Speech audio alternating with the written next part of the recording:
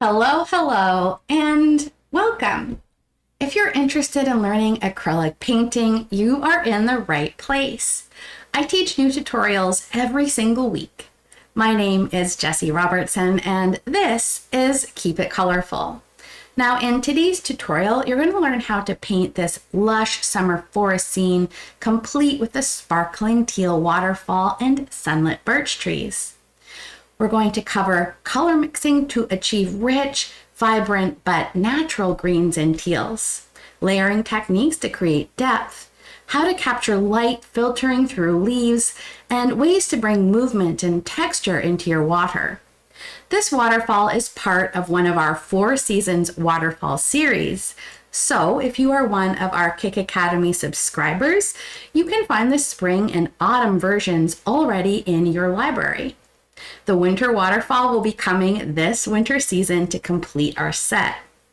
If you're not a subscriber, this tutorial is absolutely free to watch for the next 7 days before it moves into our Kick Academy vault. Now, right now, if you decide you want lifetime access to this class, you can also tip to own this class individually for just a few dollars over on my website. I'll post a link to my website below. And here you'll also find over 600 painting tutorials with detailed step-by-step instruction, including more landscapes, still life, animal painting, palette knife painting, birds, and more. Now, if you're ready, we're going to go over our supplies and then let's begin. First and foremost, you're going to need something to paint on. Now, we've been painting this series so far on this square canvas size 12 by 12 inch. So for our summer version, we're going to stick with the same size. However, if you feel you want to paint this on a different size, it would be great to use your creativity to kind of stretch or extend this landscape up or down. So feel free to get creative and go rogue with your substrate. I'm using canvas. You can also use watercolor paper, canvas board. People even paint these on canvas bags. Anything absorbent and not shiny like glass, the acrylic will adhere to very well. Along with the canvas, you're going to need some paint colors. I'll show you the colors I'm using, but please feel free to go rogue using different blues or different greens. I'll be using this nice cool green called Green Deep Permanent.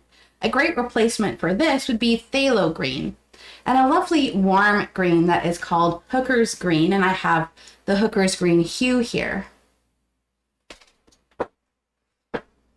Grab some turquoise blue, ultramarine blue. We'll also be using a tiny little dollop of phthalo blue, some burnt umber brown, prism violet, cadmium yellow medium hue, and cadmium yellow light hue. And if you are unfamiliar with what hue means, it just means that it's approximating this pigment. And professional paints are often named after their pigment as opposed to canary yellow or lemon yellow. So you'll see this across many brands of paint. Cadmium is a heavy metal, so it can be dangerous to get on your skin. So paint companies came up with hues which approximate the beautiful, vibrant colors of pigments like cadmium, but aren't toxic like the heavy metal counterparts. We have a tiny pinch of black for today's class. I'm using Mars Black. And of course, plenty of titanium whites for making all the beautiful tints of our colors.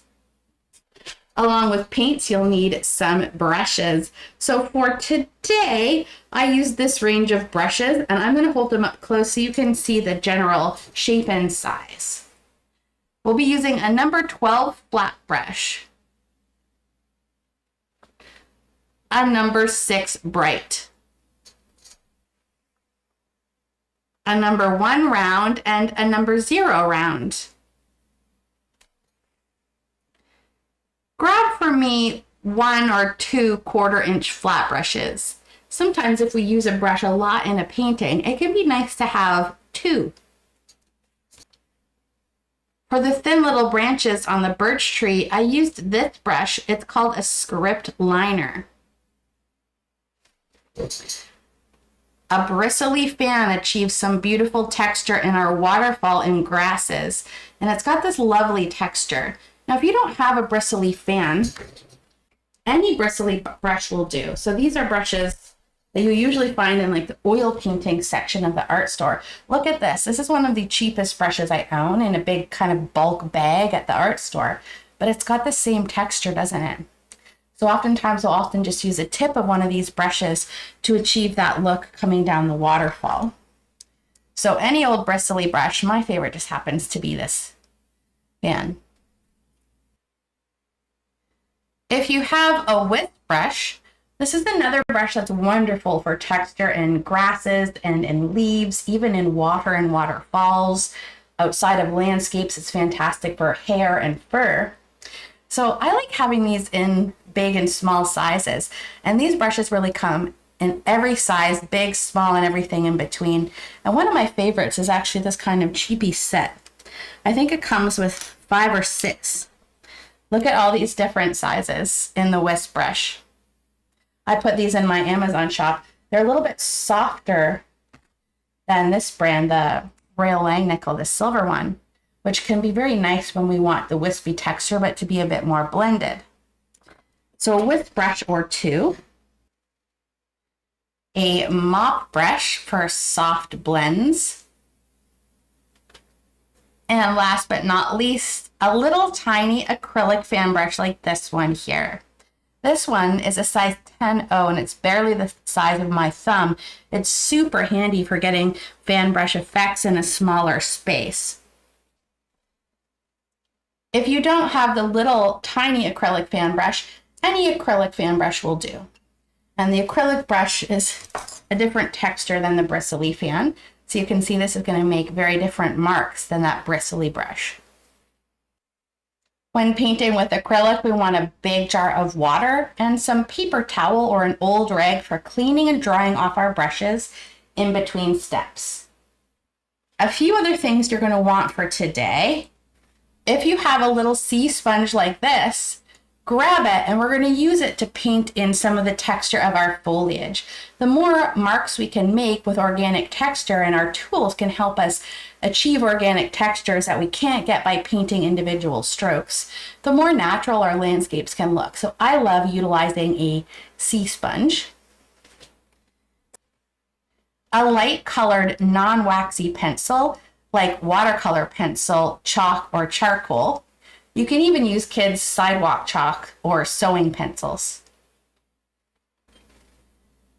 You'll also want to have a ruler for today's lesson.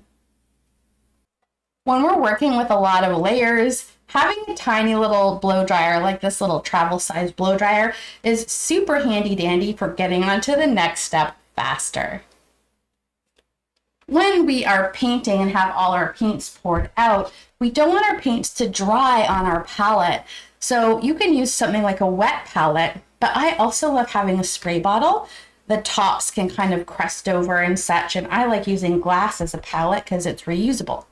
So I just mist the top of my paints very lightly, anytime you're taking a break, say every 15 or 20 minutes.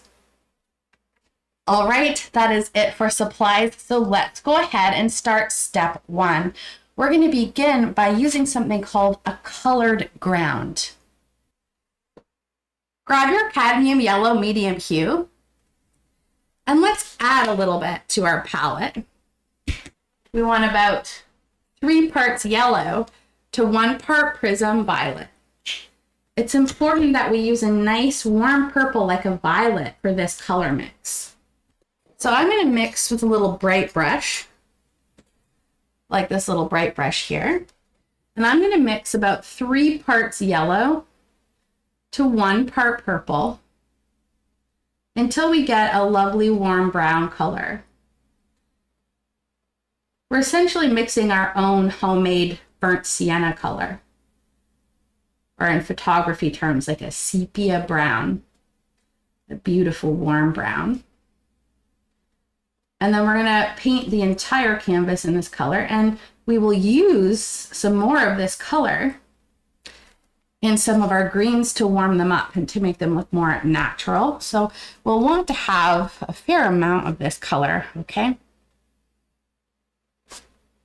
So here's a little color swatch so you can see it up close. It's a nice transparent color and this beautiful warm brown. And then when you've mixed your color, I'm just gonna wiggle what's loaded up in this small brush, maybe onto one of my edges here. We're gonna put a coat all over our background. Actually, I'm gonna paint all my edges first.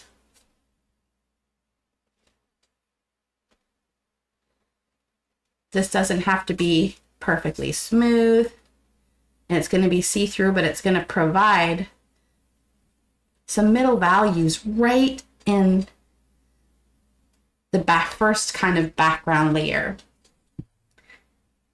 If you've painted with acrylic before, you will notice that some colors are more see-through than other colors. And that's one of the lovely qualities about acrylic. It can create layers of color where you can kind of see through to the color below. Oil paints are like that too. That creates a beautiful luminosity to oil painting as well as acrylic. It's something quite different than gouache or watercolor, the way they layer. But when we want to build really solid values of a color that might be more naturally translucent, having this underpainting is really helpful. Like I said, it builds up the middle values, and values are a range from the lightest colors to then the medium colors and then the darker colors. And value is what creates three-dimensionality in our painting. So here, green is a very see-through color. So by adding this beautiful kind of warm natural color underneath, we're creating more solid greens much easier for ourselves. When you've got the edges, switch to a bigger brush like your 12 flat. Scoop up a huge amount of this color. You can always mix more if we run out. A huge amount. Now let's just slather this all over. This gets covered up. It also shows through in a few spots. Like it's a beautiful kind of warm light. You can see little bits of it shining through in my painting in the water here too, where the paint's applied a bit more see-through. Same thing up here. Now when choosing a color for a colored ground, you can use any color. Like a lot of modern painters use neon pink. If you're doing a landscape,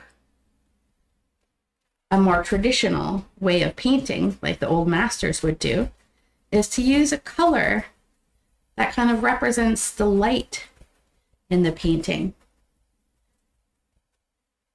And here we've got kind of later in the day. The sun's a little bit lower in the sky. So we have a bit of that golden quality.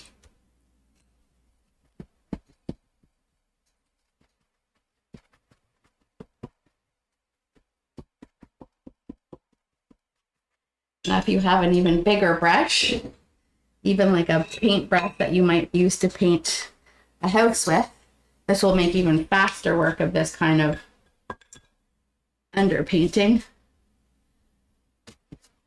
There we go. Now we're making some progress.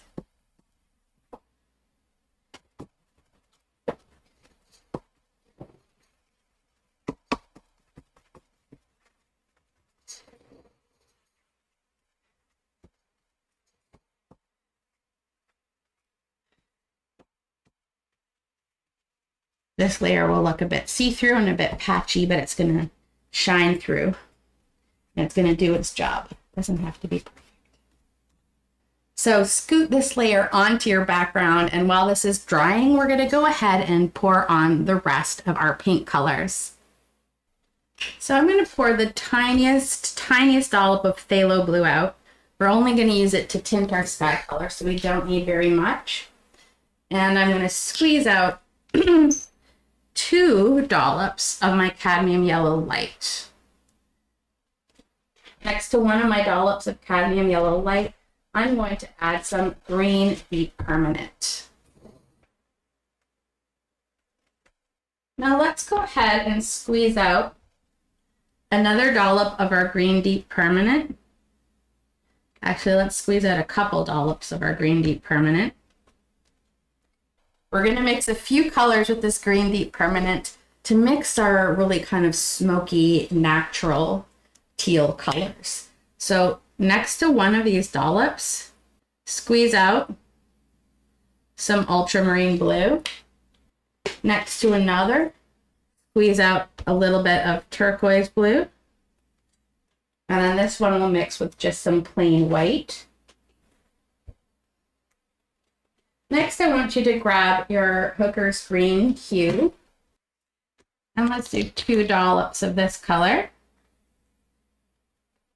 And next to this little dollop of the Hooker's Green, grab a little bit of your turquoise blue and set it here. Let's have a plain blob of our turquoise blue, a plain blob of our ultramarine blue. And somewhere up in the corner where it won't interfere with our other color mixes, let's squeeze a little bit of black. Tiniest little bit. We don't need much of our black.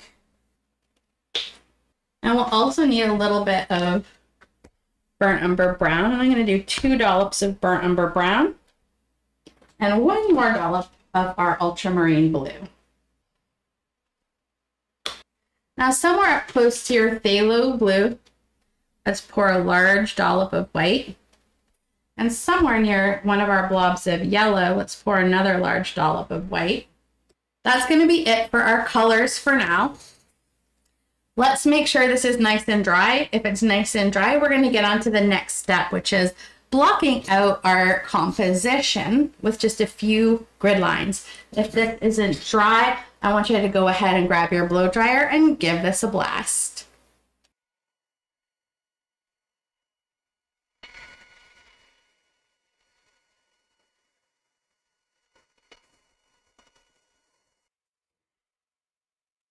When your colored ground is nice and dry, we're going to sketch a grid onto our canvas to help us place elements within this composition. So grab your ruler, and we're on a 12 by 12 inch. We're going to come every 4 inches. So make a little tick at 4 and 8. And then let's do the same at the top, and we'll connect these vertically. 4, 8. So dividing these into equal stripes going vertical.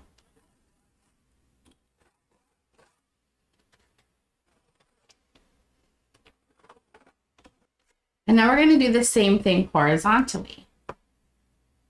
Make little marks at 4 and 8 inches on both sides so we can get a nice even line all the way across. 4, 8.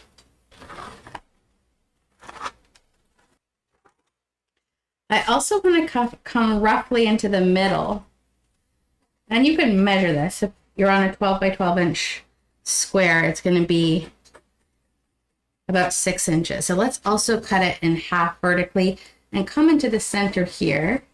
We're going to try to make a perfect plus sign here with even squares and come across horizontally as well. All these lines are going to help us place elements in this painting so that we get a nice realistic perspective. So I'm going to add 2 more lines on here so that we can see how the waterfall and trees sit in this painting. So if we look at the halfway line, that's this one here, we can see this waterfall really sits within this kind of square shape here. So we're going to draw a little landmass for these rocks just below this line. So the waterfall kind of covers here, come a little bit into this square, extend the line through the middle, and maybe just a little bit out into this square here. So right through the middle, just below this line. We want to see how far up the center square this waterfall comes. It's nice and small. So if we look at this lower square here, this little waterfall really comes, the bottom of it on the rock it's falling down only comes halfway up this little square. So this is how small the rock is underneath this waterfall. We're just going to extend it out a little bit like this. So our waterfall will be really pouring down like in this little square here, won't it? We're also going to draw the rock formation that this waterfall is coming down. So let's use this square to help us place this in the composition. So if we look at the top line of this square, the waterfall sits just below this line. And we want to know how wide it is. I like to kind of come up from the bottom. And it really ends about halfway up this square, maybe a little bit less. So it's going to start just below this line here. And it really extends all the way to the edge on the right-hand side and the left-hand side at the top. So a bigger stripe here. And then I'm going to come about halfway up this square. So we're to divide this in half, maybe even a little bit less to start. And let's pull this rock formation all the way over. Now that we have this place, we kind of know where our waterfalls are sitting. You know, the waterfall kind of ends about halfway over on this square. And then it pretty much ends right at this line here. So here's one waterfall, the other little guys up here. And this kind of gives us that perspective where this is closer to us and that is farther away. We're just going to do a few more lines here into the sky area. Here we're going to have this bush, and it really sits right along that halfway line, and it comes just a little bit into this upper third here. So here's our halfway line here, and this bush comes up and just a little bit into this square right here. So it's going to kind of fill in this space here. Let's place this tree because the distant trees sit in between this tree and this bush. So this tree comes across pretty much right about halfway. So if we were to draw a little triangle right about here, like this, and it really just comes up a little bit above this line here. That's this line. So we're going to have a little pine tree right here. Leave lots of space up top for this sky. So if we look at this upper square here, this little tree kind of comes just a little bit below halfway. So if we were to divide this square into little quarters, this little tree just comes up about halfway, is point. Okay. And then over here, kind of coming just a little bit above this line, we're going to have some other really distant trees, okay? Now back here is really what creates that depth of field, where we have these really blurry trees in the background. So we have one that's almost as tall as the foreground tree, kind of sitting right on the center line. And then they kind of come down a little bit and then up towards this bush here. I'm just going to represent that with a little wiggly line for now. And if we look at this line right here, this is kind of where there's an opening in the trees. This creates the light that is passing through the forest and is really kind of reflecting into the water. So this line here is really important for where we're going to be placing the reflections. There's this opening in the sky, ripples in the water, and down. Let's do one more little bit here with our pencils. Let's just pull in some very basic shapes for the land masses here. So we're going to have the water essentially, or the ground here, essentially comes up on an angle within this square. So it's kind of coming up on an angle like this, and same thing on the other side. So let's kind of just draw a little line like this. And then within this, we're going to have some rocks on the bottom, like this. And then we'll have maybe another little landmass that comes out just a little bit more than this one. And then we have this really big landmass that comes all the way up to this third, to the top of this square here. And it kind of comes down on an angle, and this ends right underneath the waterfall. So draw 3 shapes: big, medium, small. And if we look at this little rock, it kind of comes a little bit into the center square here, like this. So just some really basic shapes for now. And this rock here should kind of cut the edge of this horizontal rock we had off. So it kind of cuts it off right here, like this. And we've got that on the other side too. We've got this rock that pretty much starts at the top and it comes down on an angle, like this. So let's come up here to the top of this square and let's just draw a little shape like this for now. Oop. Then maybe one that comes out not quite as far, like this. So those are going to be how the land, these big rocks, fit into the lower waterfall area. Just roughing it in, just a couple more bits up here. So up here, we've really just got one starting right in the middle of the canvas horizontally here. So let's find our horizontal line. And we've got one that kind of comes in and it kind of sits.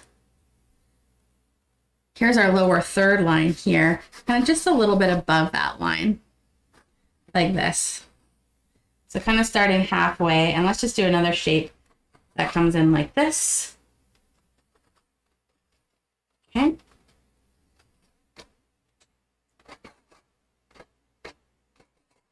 And here's our halfway line here. And there's maybe two more over here. And again, they kind of come up on a little bit of an angle. So right at the top of this third here, that's this line, we're going to have one. And again, they kind of come in on an angle like this. So we'll have one that kind of comes in and it sits right on this third line here. So a similar shape as we've been drawing, big there. And then we're going to have another one that comes out almost all the way to the middle.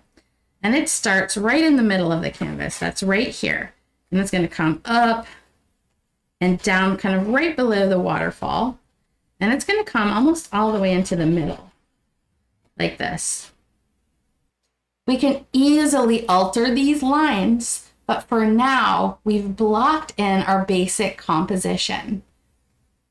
No need to add the birch trees because we have to paint what's in behind before we paint what's in front. So if you're ready, let's start blocking in our background colors.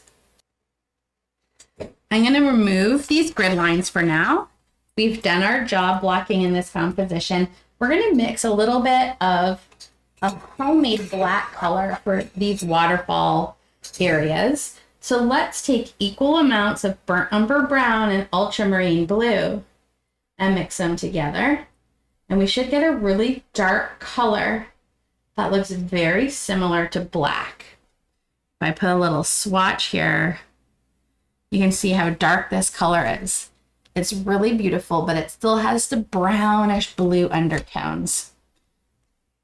Let's take some of this color into our lower rock formation. And I'm just using my little bright brush, taking a nice juicy scoop of paint.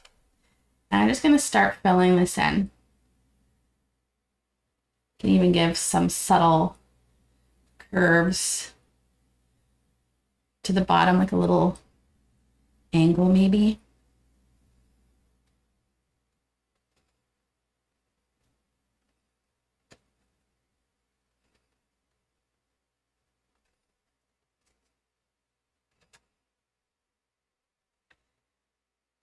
And same thing up here.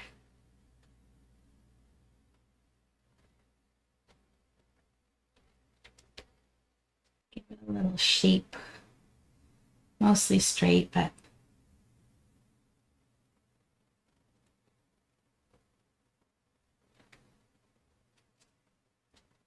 it's running into our plant area. But just in case we want it to overlap a bit, it's always best to kind of go a little bit overboard.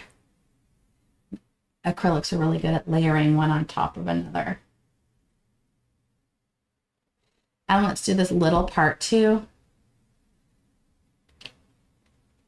Straight across, mostly in the center square here, like this, but we want to pull a little bit of it out on each side.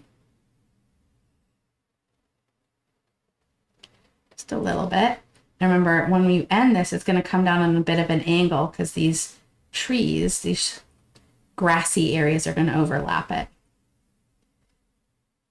I like pulling these in now so we can get right into our waterfall. So these will dry as we then move up into the sky. Now I'm going to grab this little bristly fan and I'm going to add a bit of water into this color. I'm just going to really loosely block in some of these land masses now.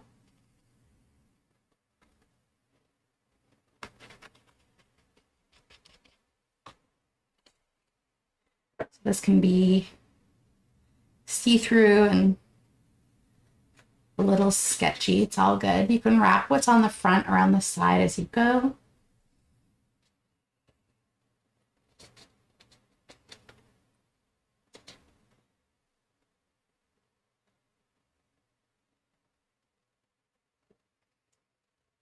We're gonna have one here. We'll bring it down a little further. Like this.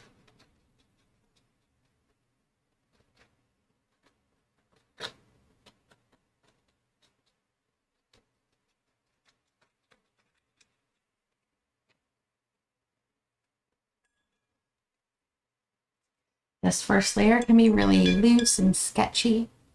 So painting in this one here, it's gonna have some plants that kind of curve up and above this rock here. And remember this little island, it's gonna come towards the middle, nice and flat on the bottom.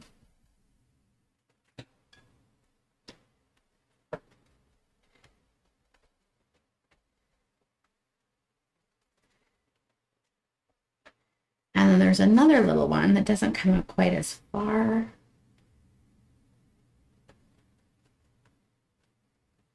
And that's going to kind of really kind of connect down with the top of this rock that our waterfall's coming down on. Add a bit more water to your paint, and you can just remix as you go. Equalish parts of blue and brown, but if it's more blue or more brown, it'll be just fine.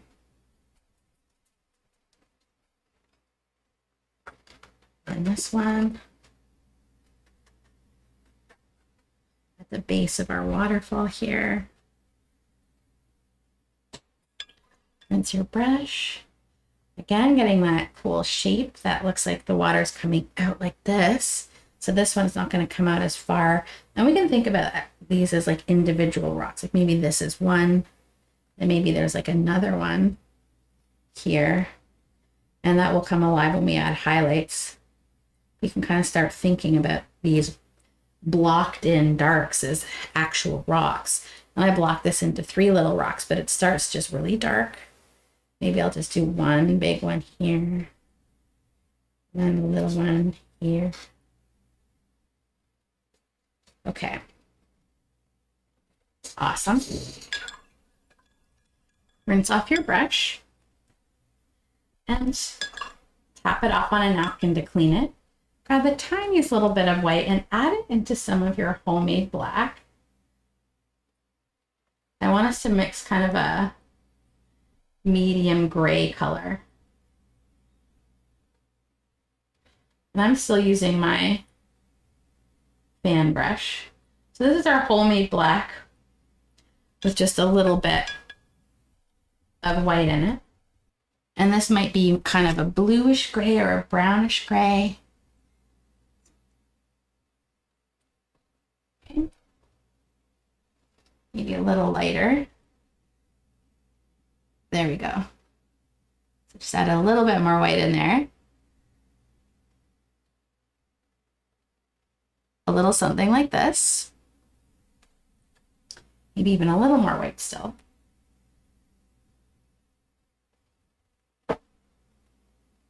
There we go.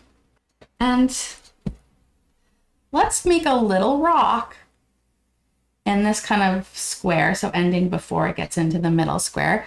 Just take some of this gray, and maybe that's too light. This should be really subtle. Just want this little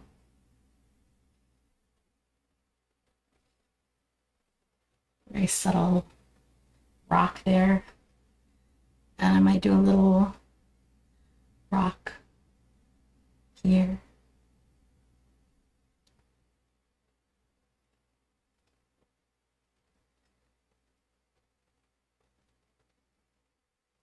Maybe this is kind of cut through like this.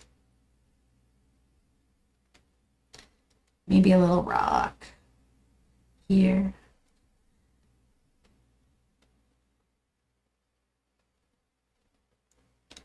Here. This will help us have the water kind of cascading down over some of these little bits. I'll do the same thing up here, but maybe just cut it through the middle a little bit like this. And then I want to take a little gray. Actually, let's add a bit more white to some of this and a little bit more blue. So you kind of have a bluish gray. So I just took some of the gray mixture, this gray, added a bit more white and a bit more blue. So you can see it's still gray. It's just a bit more blue shifted, like this. I just want to do a little placeholder for where this waterfall starts. So get a little bluish gray, and our waterfall really sits. Remember this lower square. So let's just put a little paint here and then drag it down a little bit. It's kind of where the waterfall is going to end on this side. And then over here, here's our center square. It's going to kind of fill this area a little bit. So I'm just going to pull it down and kind of spread it out a little bit like this. So this is where this waterfall is going to sit. And this is kind of just a placeholder for now. And we can do the same down here. So this waterfall might kind of cascade down this rock, and it's going to run kind of right from here to, here's this line here. So we might have this lower third. It's going to start kind of just inside like this. And then let's pull a few lines. Put paint on your brush and then tap it off so there's very little paint on it. And let's kind of bow our waterfall line, just drag it down, kind of in towards the center here. And let's keep pulling down some little streaks so that they kind of meet in the middle. Like this. This just gives us a little head start on placing our waterfall when it's time. Now let's let these darks dry. This is just our darks kind of underpainting.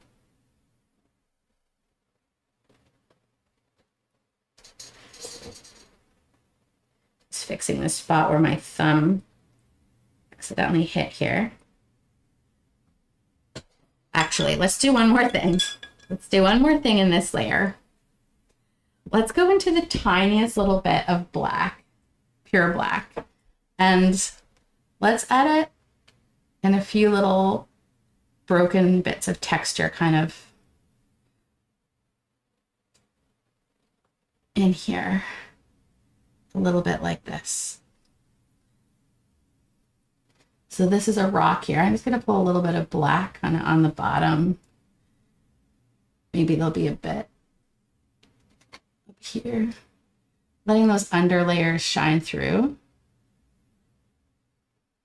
Just kind of darkening a few of these rocks. It doesn't matter what brush you use. I've got my bristly fan, so I'm just gonna maybe put a few little lines in here and on each side.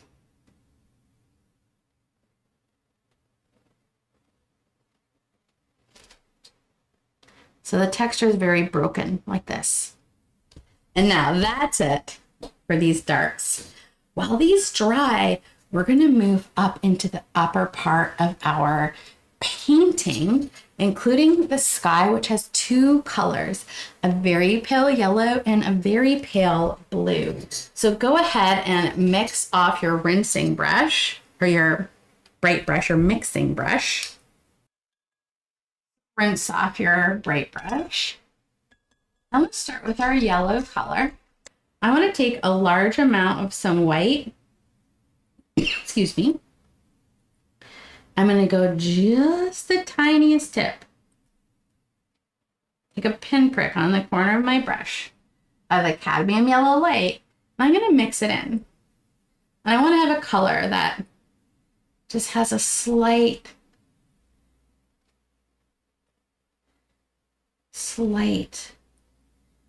very, very pastel yellow hue. This is a great way to build realistic lightscapes. This is so subtle. Almost looks like a light kind of creamy color. Even paler than a baby yellow. I'll put a little swatch on here so you can see it against the white. So it's a very pale color. And then let's mix our blue.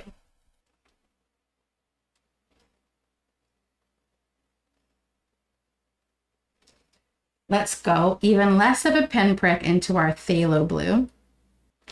The tiniest pinprick. Phthalo blue has a very strong tinting strength, so you don't need much to make this a really pastel blue.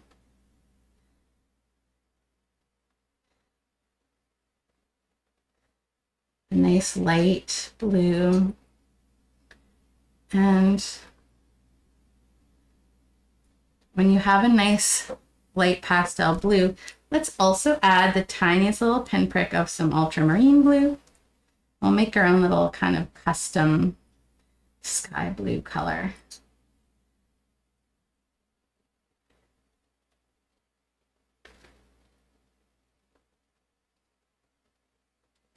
Very pale, very pretty. A little something like this. We also need to mix some of these background tree colors because we're going to do what's called wet and wet blending, and we're going to be blending these trees into the sky while it's wet to really get it looking like it's way off in the distance. So this whole background area, we're going to blend wet and wet. So let's go ahead and mix up some of the greens that we will be using. Rinse off that mixing brush for me. Mix 1 scoop of your green with 1 scoop of your ultramarine blue. Actually, let's go 2 scoops green deep permanent that is, and 1 scoop ultramarine blue. It's going to be a really dark blue. And let's add a little bit of white to some of this. And it's going to make the most beautiful muted teal color. So this is ultramarine blue and green deep permanent. You can go even lighter with this for an even more pastel version of this color. And feel free to write down your color mixes with words underneath. So green deep permanent and ultramarine blue, the most beautiful muted teal color. We'll use this throughout the water and the distant trees. Now for a slightly different turquoise color, I want you to mix some of your turquoise blue with some of your green deep permanent. Let's go 2 scoops green deep permanent to 1 scoop turquoise blue. The turquoise blue has a very powerful tinting strength, so we're going to need more green. Okay, let's go 4 parts green deep permanent and 1 part turquoise blue. I need more green deep permanent. There we go. Yeah, 4 parts green deep permanent to 1 part turquoise blue. And it's going to make another beautiful teal that's a little bit more saturated. And if I add a bit of white to this color, it's another really beautiful teal. Again, just a bit more vibrant, not quite so muted. So you can compare these two. And again, if you add a little more white to some of this, we're going to have a really lovely pastel version of this color. So these two colors we'll be using quite a lot. So turquoise and green, ultramarine and green. Now I also want you to have some plain hooker's green, which is a beautiful dark green. And here's hooker's green on its own. I'm going to put it right here. It's a really warm, grassy green. And let's mix just a little bit of white into some hooker's green. You can see that grass green color shine through. And if we add even more white to this hooker's green, you can see this lovely color that it makes. So here's kind of the progression, hooker's green and then adding the white. There's just two more greens I want you to mix for me. Let's take a little bit of our hooker's green. And we're going to take some of that color we used in our background, the warm sepia color, okay? And let's mix equal parts of this warm sepia color with our orange, with our green, sepia orangey brown with our green.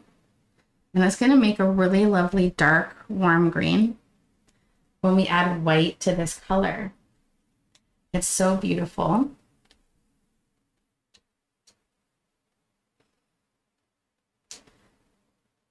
Can add a little extra yellow to it to warm it up even more.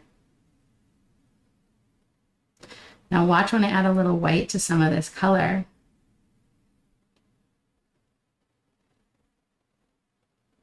And it makes a really, really warm. Got a bit more cadmium yellow to it. It makes a beautiful, warm, kind of sandy green color.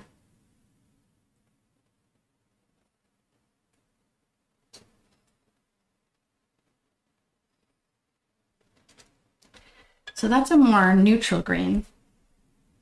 Our hooker's green with some of our orangey color. For some of the warmer greens like in the grass and the tips of these trees. The last green is going to be this really vibrant green that you see highlighting into the tips of this tree through here at the tips of all these mounds. Our lightest and brightest green, I think, is one of my favorite greens of all time. Like a lemon lime green. Rinse your mixing brush for me. And let's start with 2 parts cadmium yellow light with a 1 part green deep permanent. And oh boy, look at this grassy green. Not even grassy, it's like a neon lime green. Okay. And if we add even more yellow to this, you don't even need to add white to lighten this color. It's just so kabam. And there it is with more yellow. This is going to be our lovely juicy green palette. Feel free to give your paints a gentle spritz with water to keep them hydrated. Grab your bristle leaf fan and cut into your blue color.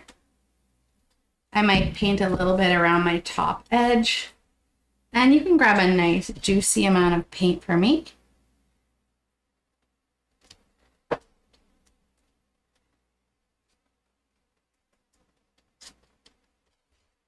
And especially right in the middle here, let's pull down, again, a nice juicy coat of our blue.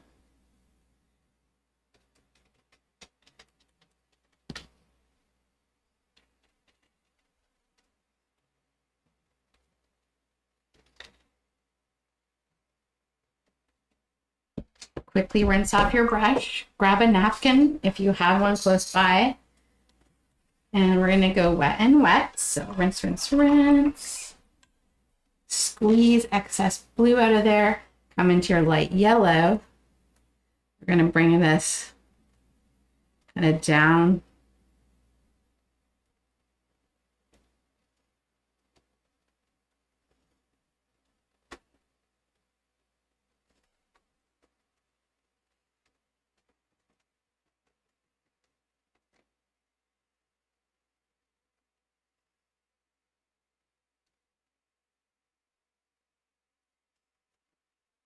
and up towards the blue. And again, I'm grabbing nice juicy dollops of paint here and applying them. And then I'm just going to kind of crisscross between where these two colors meet. And I'm going to grab a big mop brush just to lightly feather these together.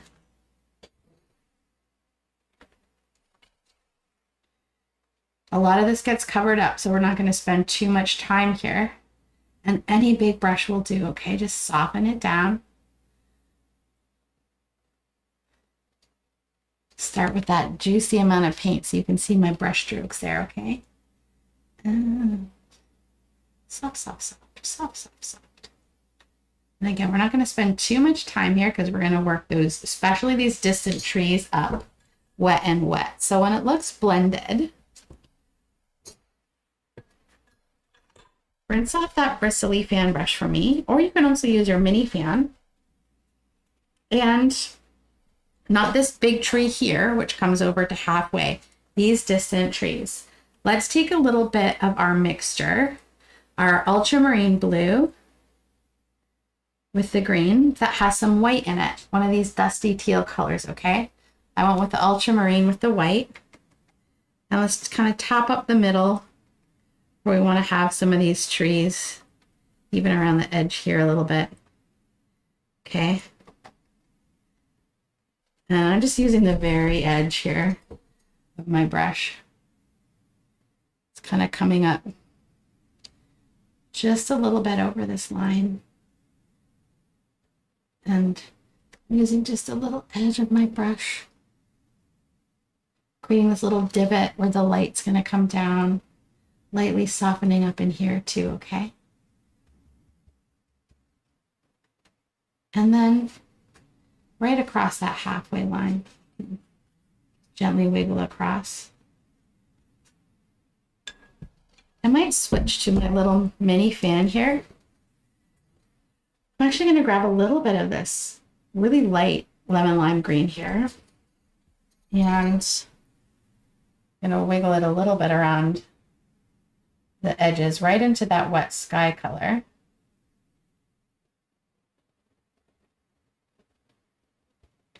Like this. So just place the paint, and we're going to take a clean damp brush, a nice soft damp brush. And I want this to look a little bit tree-ish. So I'm going to lightly just pull some of this together. Up.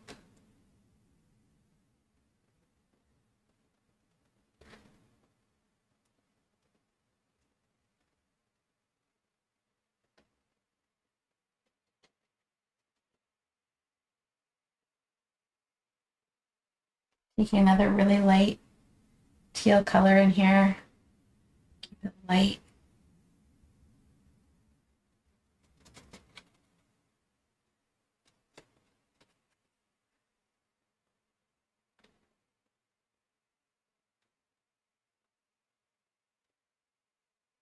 I'm just feathering the edge now, okay? Just feathering the edge up like this.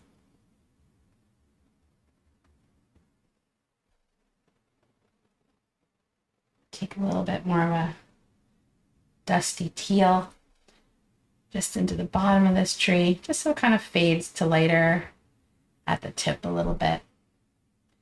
Now when this layer is dry, I do add more of that lime green, so it doesn't all have to be done in the first coat. But for now, just go a little something like this. I want to switch to my big bristly fan brush again here. And let's go into some of our dark green deep permanent plus ultramarine here. Let's start at the bottom of this bush. And I'm going to just wiggle along that halfway point here. And this bush here gets pretty dark there. So let's wiggle some of this dark teal in. Into the center. We're going to get lighter towards the outside and keep it soft and blurry. Then I'm going to grab some of my Hooker's green with a little bit of white in it. I'm gonna start here. And I'm gonna start tapping this hooker's green right out kind of towards this line here. I don't want it to get too big, so I'm gonna just kind of use the edge of my brush, and I'm gonna keep everything soft in this layer. Like this. And then I want to blend the dark just a little bit at the edge where it meets the light, the lighter green.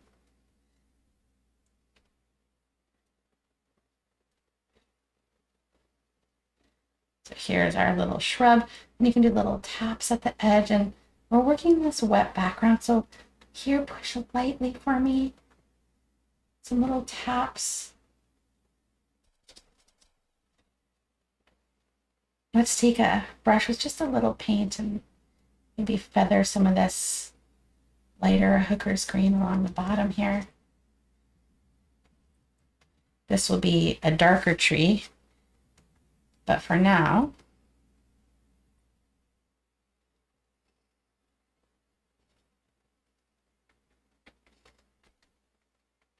I might take a little bit of this lemon lime green, just at the very edge of this bush. Doesn't matter if you use the light or the medium one at this point, just to kind of highlight the edge of this little bush. Right here too. I want to tap this in while it's wet too. So I get paint on, and then I like to tap my brush off. So I have not too much paint on my brush when I blend it in. Like, I put all the paint on, and now I'm going to tap it in. First at this edge here to keep it soft, and then a little bit in towards the bush, because whenever I touch these dark colors, I'm going to pick them up. So if I blend it in here and then try to do it there, my brush would be loaded with the dark stuff. We want it really light all on the very edge here, okay?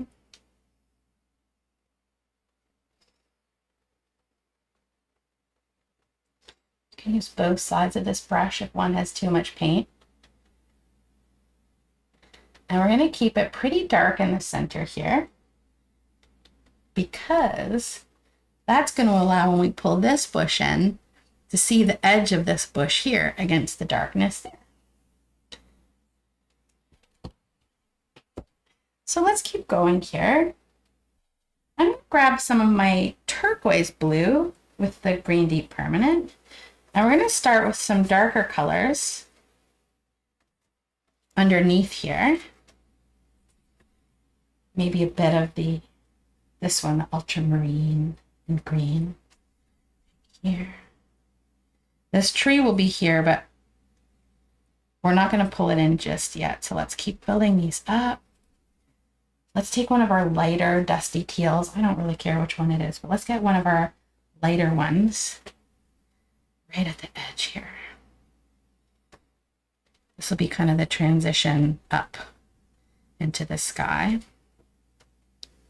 And let's blend in the light bits first into the background. Your backgrounds are starting to dry, but that's okay. As long as we have a clean, damp brush, we should be able to kind of reactivate this paint before it's fully dry. And we're just going to lightly tap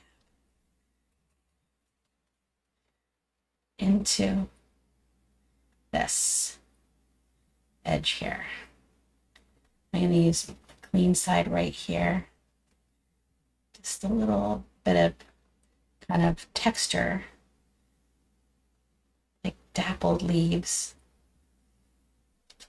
Wipe the light color off your brush. You don't have to clean it perfectly.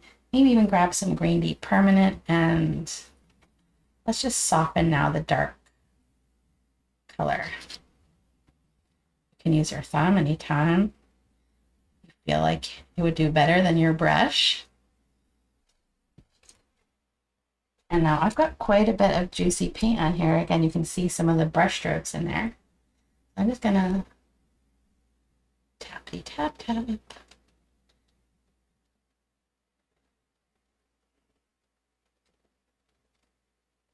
This edge should be really soft. In fact, right above where our waterfall is going to be, let's take some of our hooker's green. So there's another pool of water right on top here. So we take some green and kind of pull it in. Here's our little waterfall right here, where this little opening is right there. That's going to be another pool of water, like the river is just kind of moving off and into the forest a little more. Let's fill in a bit of these greens right here. Here's kind of the top. We get into this forest here. There will be a little pool of water in there. Don't worry about going over the edges of your land masses. That's why you use such a dark color. It's kind of like a placeholder. Keep everything soft.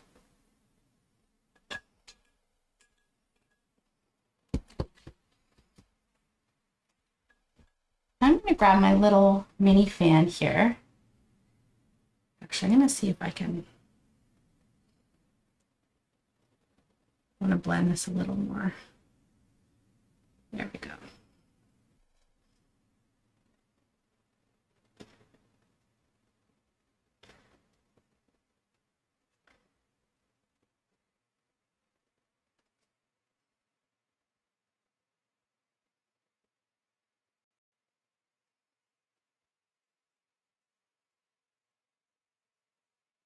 Okay, then we're going to take our little mini fan brush here, and I want you to keep in mind this third right here, which is this one.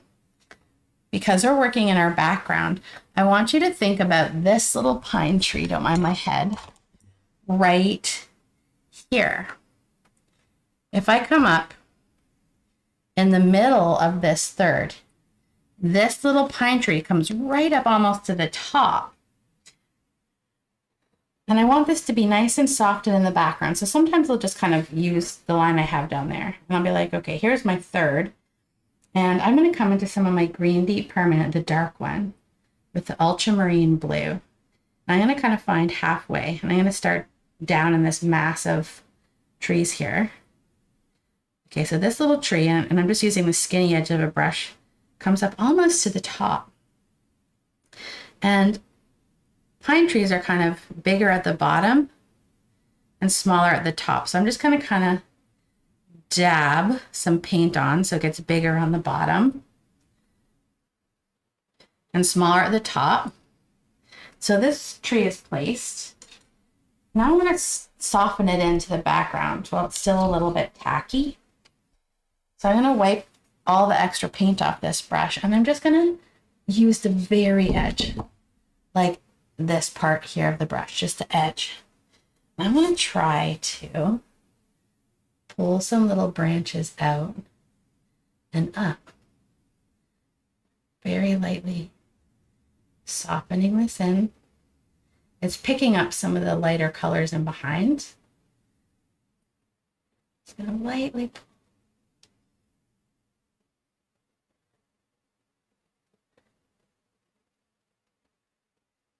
So it's still a soft background element. It's this little smoky tree. And let's do the same thing for this one here. So this one is this little guy here. And if you remember the halfway point, it kind of sits in our center third. So here's the edge of this third coming into the center, and it sits in this space. So that's in between the center and the outside edge like this. It's going to kind of fill up that space. And let's start with a little bit of this dark mixture. So it kind of fills in from here to here. And let's come. Here's our little water pool here. So let's just start on top of that. And I'm just going to tap a little bit from side to side so it gets a little bit bigger at the bottom. And these trees tend to grow as we paint them in. So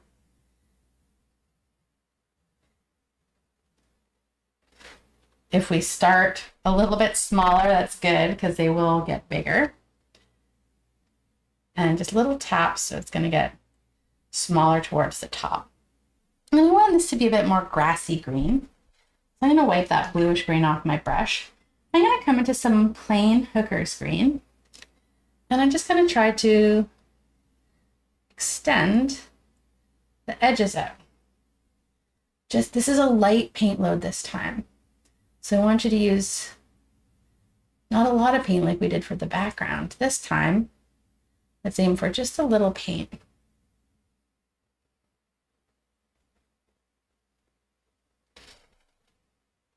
And I'm not going to blend this one into the background quite as much.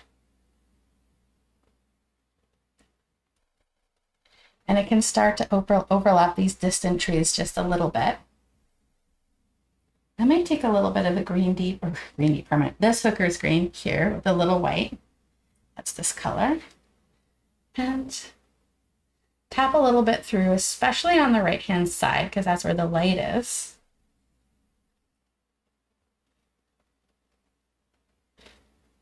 Bit darker on the left-hand side. And you can continue, just like we did with this one, to pull out little branches with that tiny fan. If you have a little whisk brush, it can be really magical at creating these distant trees. I don't care whether you use a big one or a small one.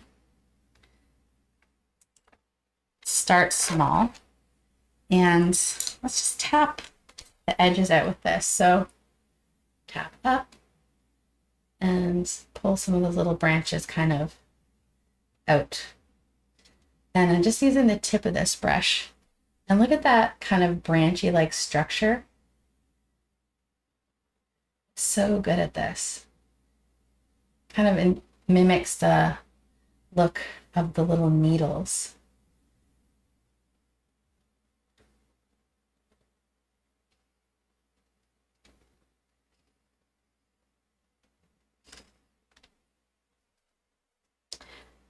I'm going to take a little bit of this lemon lime green, the second lightest one, this one here. I'm going to tap a little bit of this through on the edge that's a bit closer to the light. Maybe even some of the really bright yellow one, just at the top of a few of these branches.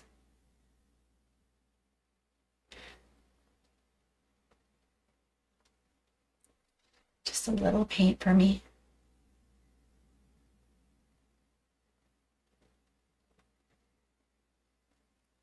And we'll want to darken this side of the tree. Sometimes I even go into a little bit of my homemade black, just kind of in the middle, because we're working over some of those lighter wet colors. A little bit of that homemade black, and then you can wipe off your brush or rinse in white.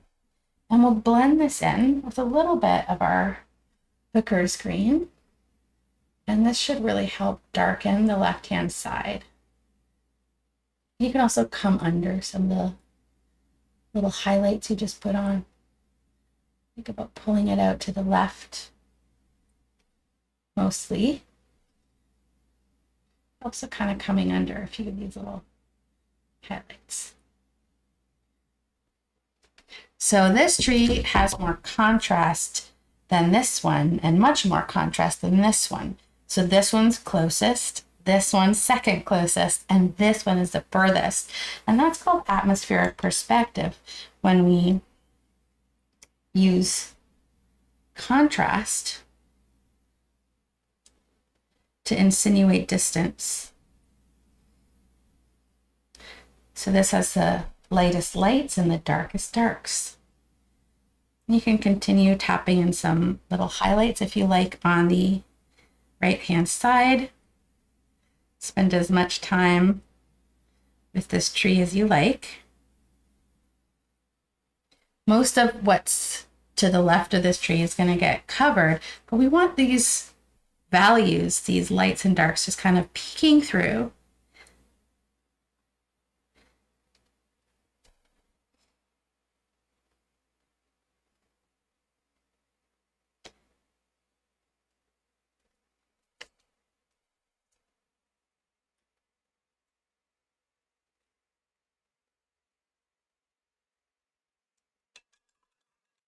All right, my friend, we are almost done the whole upper background of this painting and are getting ready for the next step, which is the waterfall and the teals, which is one of my favorite parts. We're going to spend some time layering these beautiful teals and different blues to get the sparkle.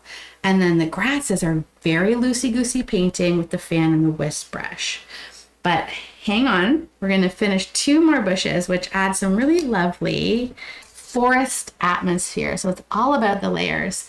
So right here, kind of, if we have this line on for the third, it sits pretty much right on this line and kind of overlaps the tree. We've got a little shrub there, and also one that comes up in around this tree, adding some really nice detail in behind this bush. And those little details really help insinuate depth. And one of my favorite things about forests is there's just patterns everywhere. Leaves and light. It's just so, they do forest bathing now. I don't have the right word, but it brings peace to your soul. And I have this feeling that something about those all over colors and patterns, especially green, have something to do with that kind of rejuvenating quality of that forest. So that's what we want to capture in our painting. So let's add these two little shrub details.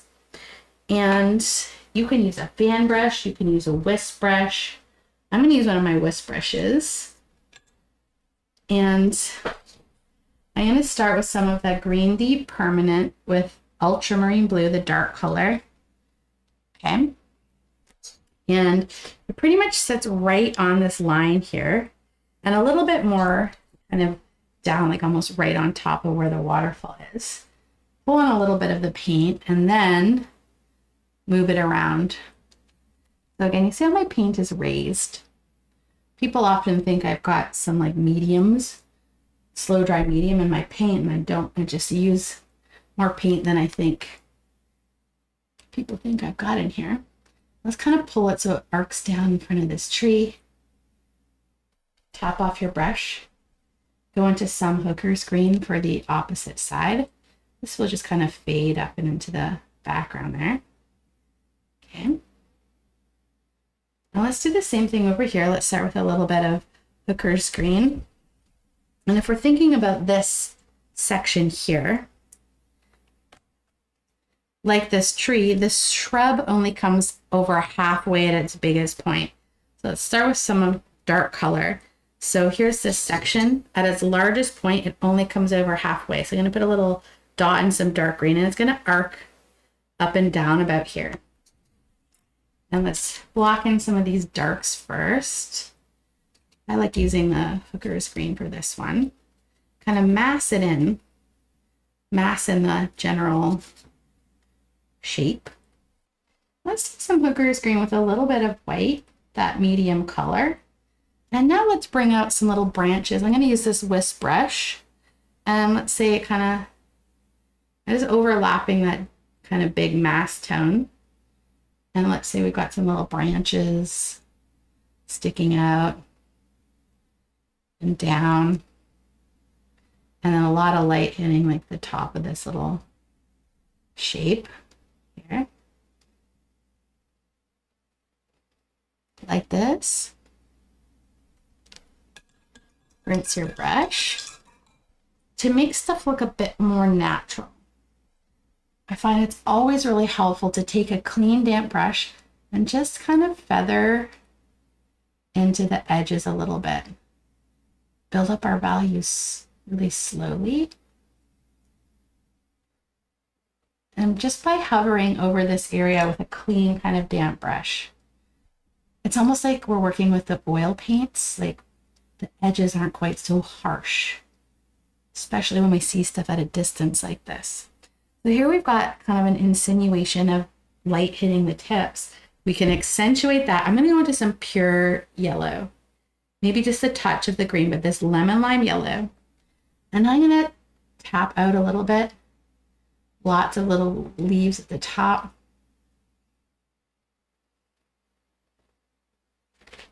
And the light kind of hitting, I'm going right over top of some of these branches here. Like the light's just kind of hitting the tips. And once again, clean the brush off. Let's just lightly tap this together a little bit.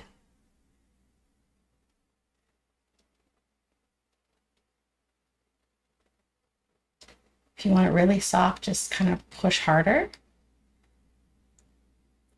And that's all we need to really insinuate a bush like this. And I want to do the same with this little guy, starting with the hooker's green with white. It's not quite so lemon limey, just on the edge here.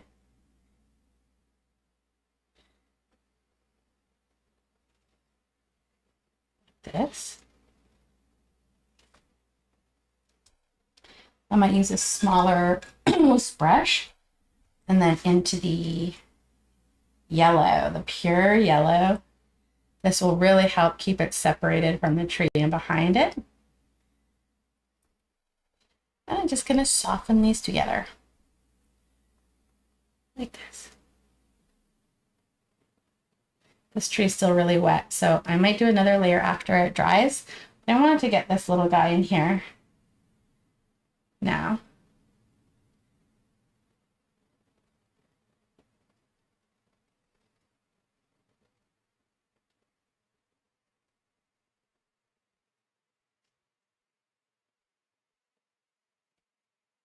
Do a few little pulls, little grasses here. Okay, and aside from maybe a few tweaks when we are dry, our background is done. If you feel like you want to do any more tweaky deakies into this, again, letting it dry will be really helpful. I pushed a little too hard, for instance, into my tree here, and I've lifted quite a lot of paint. So one of my little tweaks might be to take just a little bit of my background sky color, and I'm going to try to touch this up very carefully.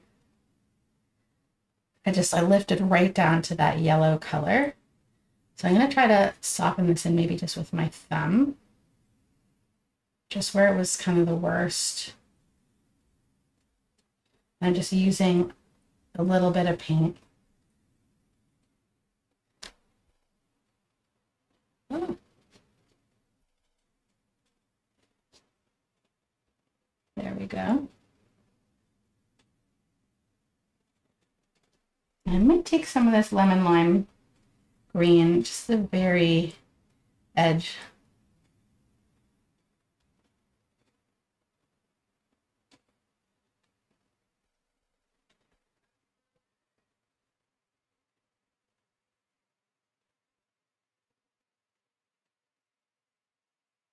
And to match my colors.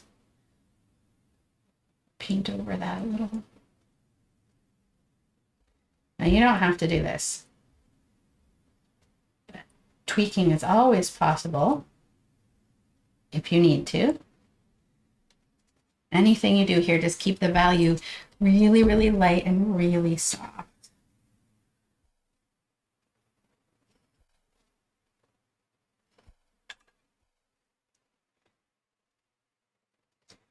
This is such a focal point of the painting. I want to make sure the sky color isn't lifted right here. Up here is going to get all covered. It's like there's one area of sky where I had some lifting, but I'm happy with it now. So let's go ahead and let this dry. It's time to pull a base coat into our water areas. And we have 3 pools of water, the pool down below, the pool in the distance, and then that pool of water way in the distance where the path is, or the stream is kind of continuing on there. So I have so many wonderful juicy layers in this waterfall in the water. They're all kind of subtly blended except for a few highlights, which we're going to use to pick up the sparkles on the water. We'll keep the trajectory of the brightest highlights right underneath where the trees sort of open up onto the water in the distance.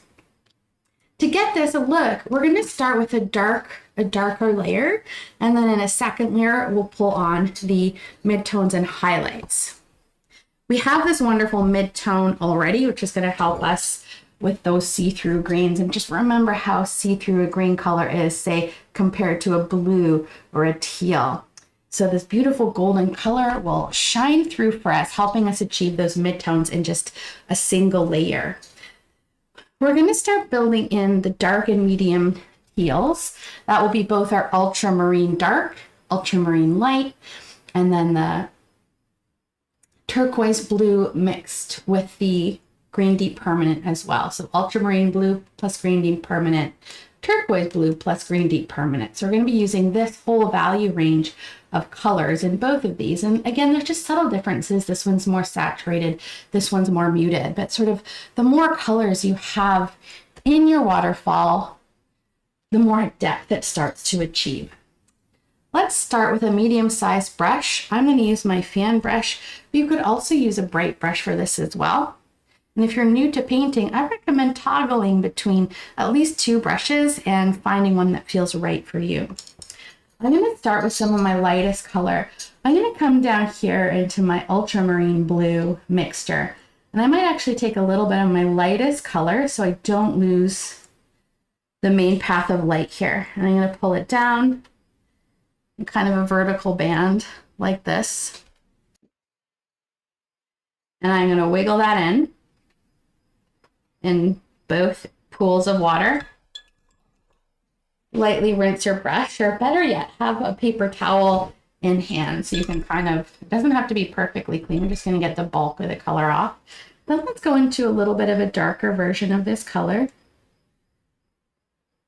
A little bit more of a dusty teal sort of look here.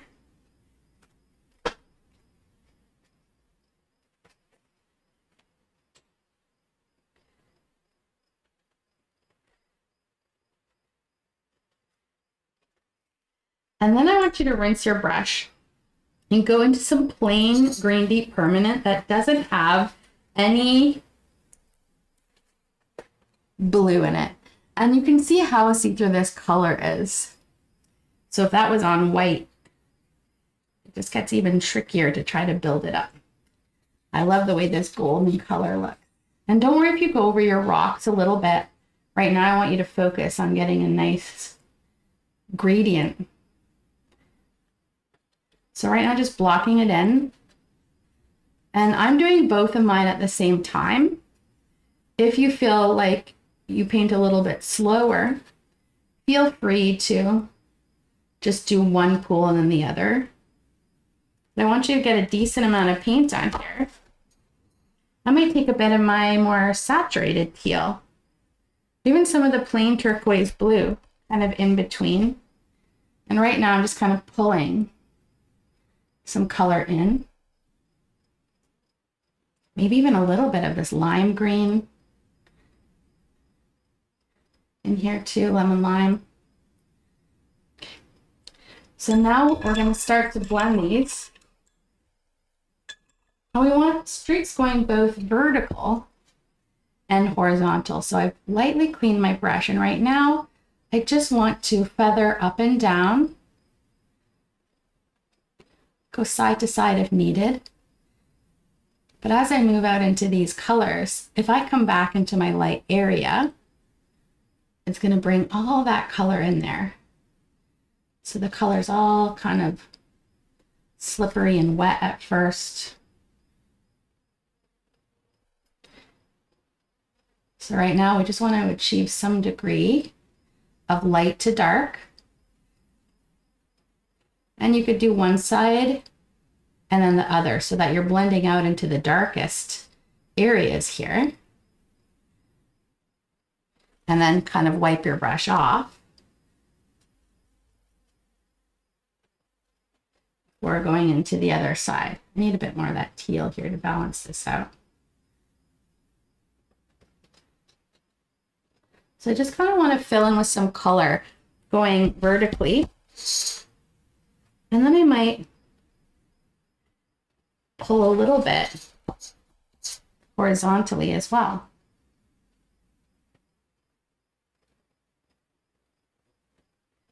Letting some of those colors merge now.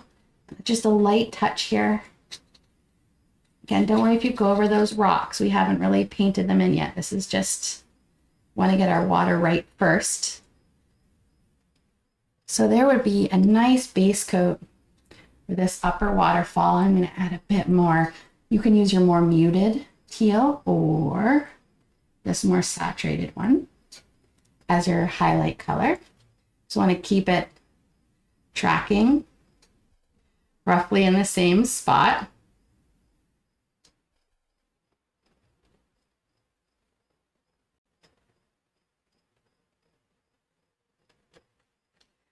So getting both vertical and horizontal pulls in this layer.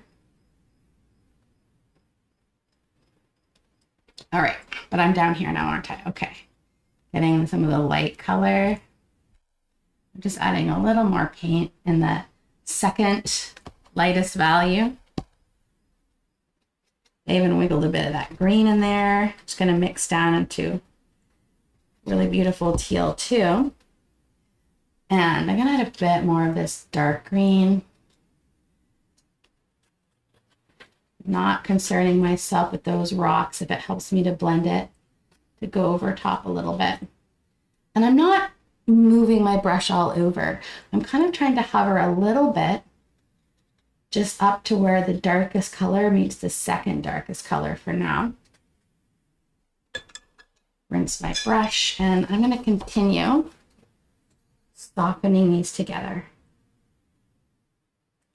So I find it most helpful to do a bit of a vertical blend to start and then get the second coat in there.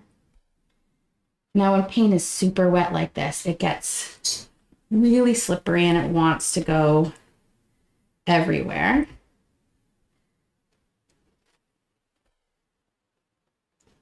So it's your job to control it as best you can when it's super wet. But it will reach a point where it starts to dry a little bit. And that moment where it's like almost dry is where the blending magic can really happen.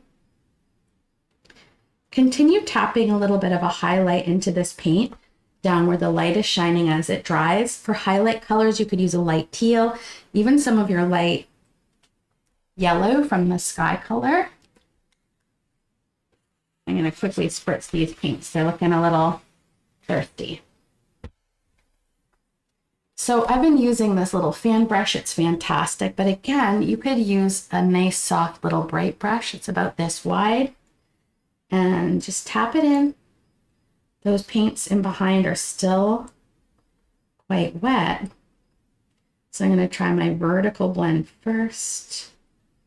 And then I might very lightly with the most gentle feathery touch. Just go side to side.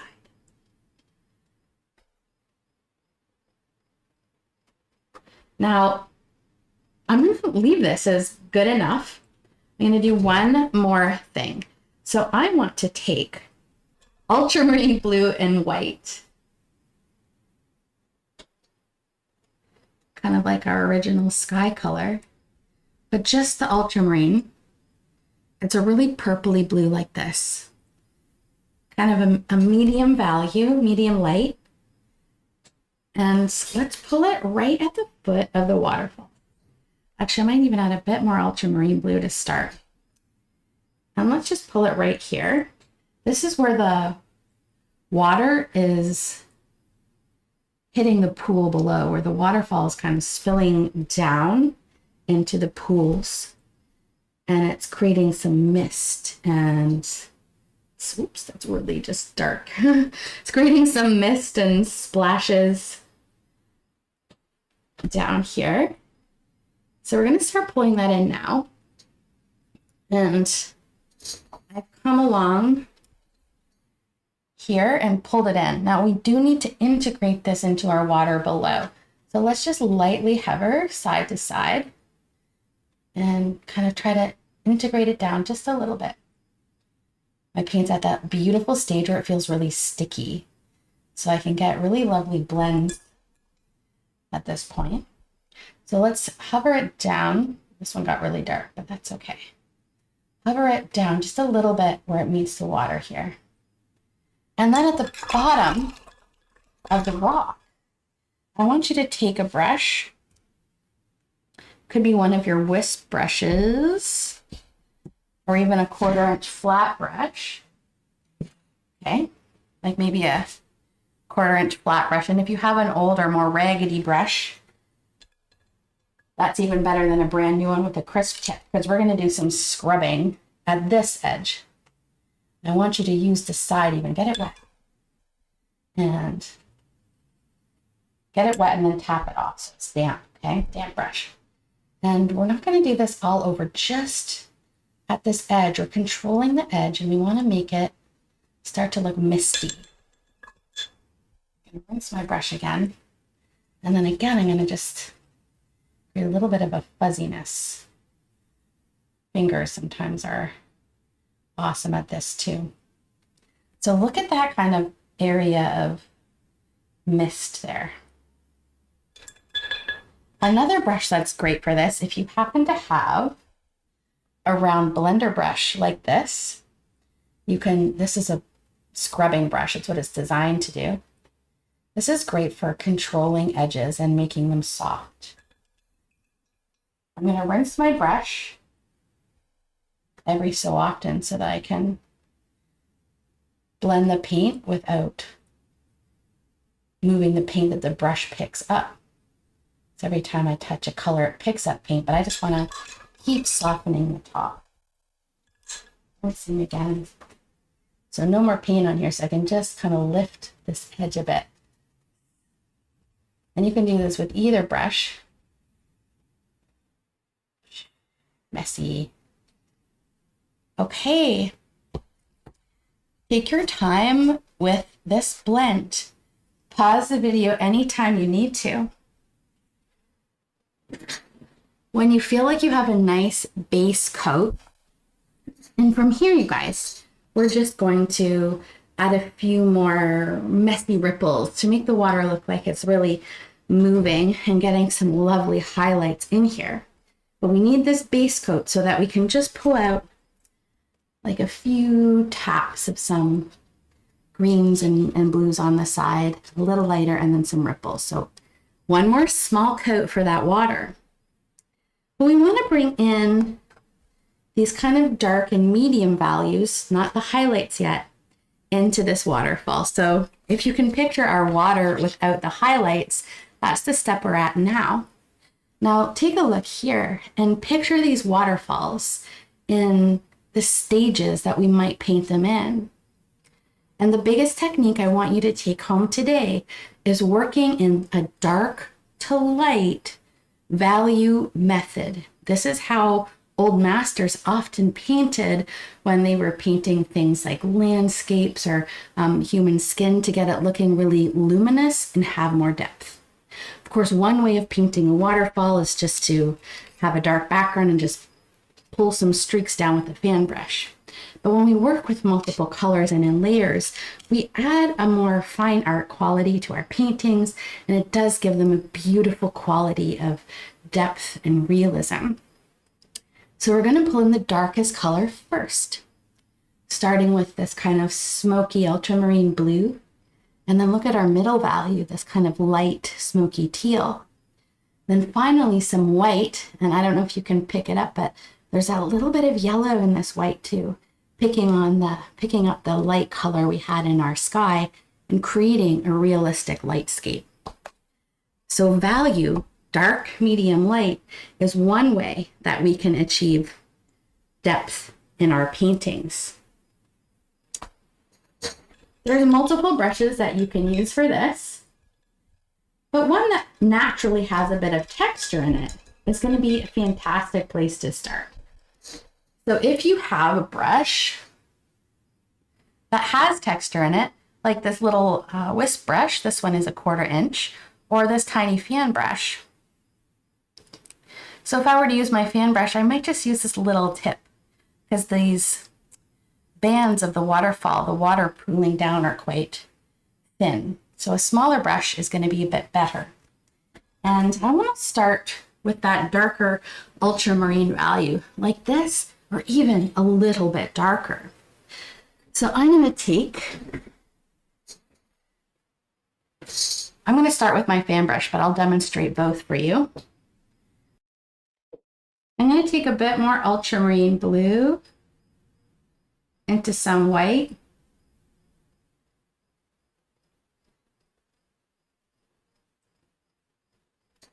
And I might even add the tiniest little pinprick of brown to make it a more natural color. So if you remember when we mixed ultramarine and brown before to mix our grays here, we don't want it to look as gray as these. So just a pinch will kind of make it a little bit more of a neutral color. So here's the color here. A smoky ultramarine blue like this. I'm going to wet my brush and I'm going to load just this one side. It's not gobbed with paint.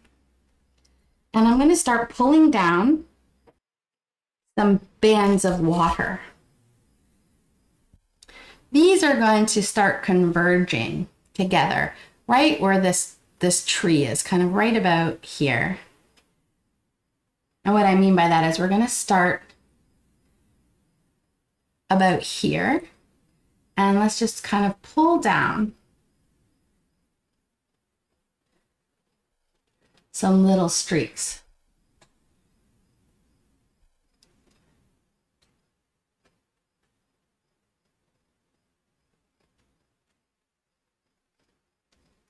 Pulling down with just a little bit of paint towards here. You can even tap across the top a little bit. We've got this light gray color to guide us, and pulling down. So here we kind of have like a cluster of bands of water here. Maybe here it's kind of coming out before it falls down a little bit. Okay, so bending in, and then right about here, the water is going to start falling over a rock that's kind of jutting out this way. And we're going to have a little bit of a natural curve around these rocks. So I like to think that this is kind of a little rock here too that we made with our gray. So this one, we might have some water like coming over the rock here, but then maybe a little bit kind of trickling, kind of bending this way, but maybe trickling down the front and even the sides, splashing some of this dark ultramarine color into the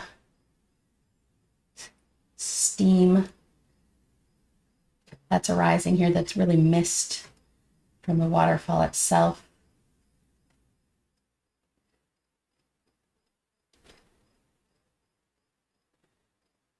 And this is going to be kind of like a bigger kind of massing in of the general tones here of the colors. I just tap to integrate this bit of blue, just little bits of paint.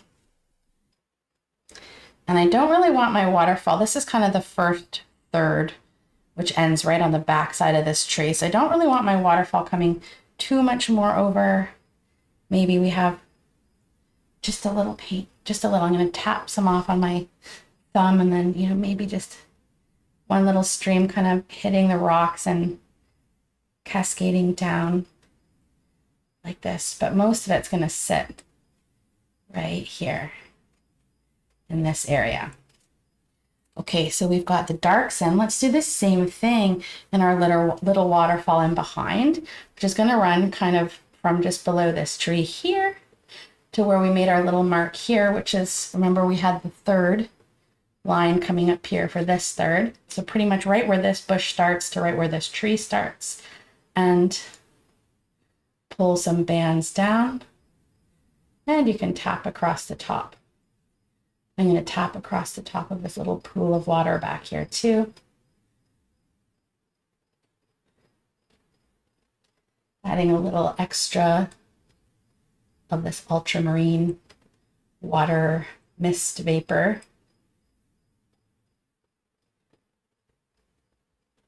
down here. And now down here should be pretty much dry. So you can see with just a bit of paint, even if I just rub lightly with the little bit of paint that's on this brush, we can start to get subtle effects in the water down there. For now, let's get these darks in. And I want to take a little bit of a medium teal. I'm going to use this one, the Ultramarine plus green. Oops. Just a little bit of paint. I got too much. I'm going to try to scoop some off. Okay, so we've got this little bit of the pool we can see here, back there. I want to show you how you can use a whisk brush for this too, as we come in to the next lightest color. So let's take some of that ultramarine color that we just made. We're going to mix it with a lot of white, even lighter than this.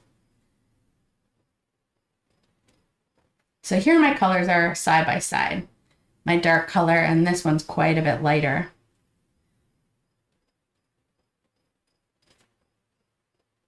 Like this. Add this color to white until we get something like this. Really light blue. And now we're going to come down mostly on the top of the water because it's bending down and away from the light. So let's say this is like the water cascading down from the side view. The light's only going to hit the top and it's going to get less and less towards here. So that's what we want to create depth. So let's take this and we'll create some smaller bands. I almost like to kind of, here's my little whisk brush, even kind of tap along the top of some of these with some lighter color. So pretty thickly. I'm going to rinse my whisk brush so it's just kind of clean and damp. And I might try to pull this down.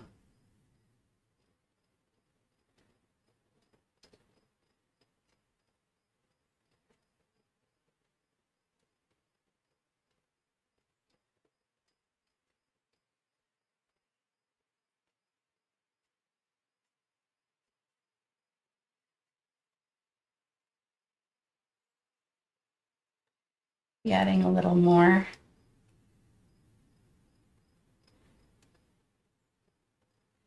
As we go. And really focusing kind of where the waterfall meets right here.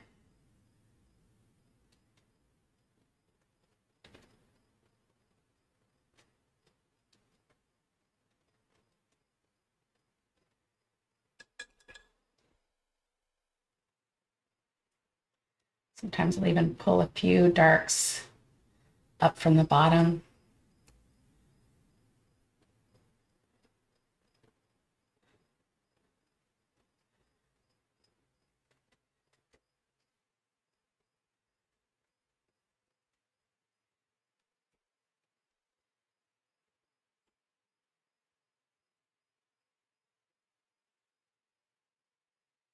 And tap down a little bit. Keep it fuzzy at the bottom. Now I'm going to go back to my mini fan and I'm going to start highlighting the area of mist after I wipe off this accidental smoosh, some wet water. Into my mini fan, I'm going to take some of this lighter teal color, or lighter ultramarine color, this one, just along kind of the top of the mist and a little bit lower down, about here, and tapping it across. Just a little bit of paint. You can even wipe the brush off once you tap across, and then just kind of lightening this area. The effect I want you to get is light at the mist, then a little bit darker here, and going to the lightest lights at the top.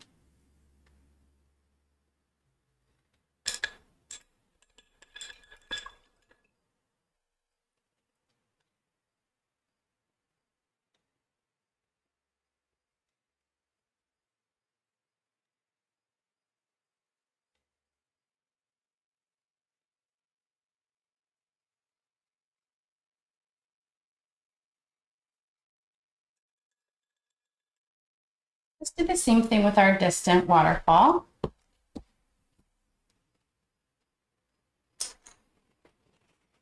I'm going to go into my light blue.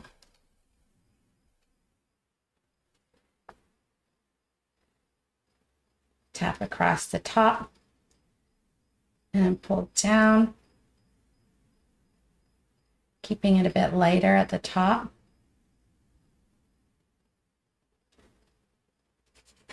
Scrub it out if you get a little too light down below.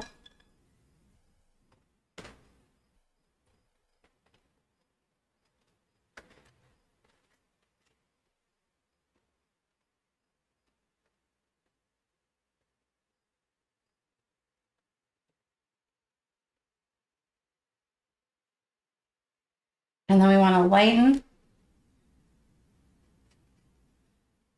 So remember the top of the water was about here. Lighten the mist. When we're here, we're going to start adding those final highlights into both the water and the waterfall. I'm going to come into some of my absolute lightest teal colors that I want coming through this center. Got some colors like this. Any kind of light teal color.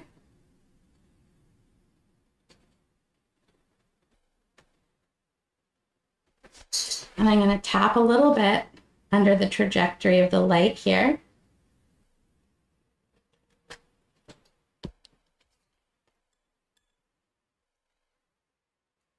And I might even put a little green beside.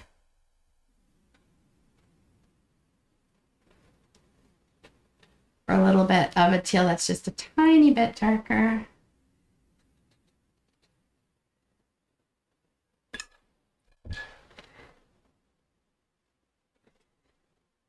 Even a little kind of pure white in there.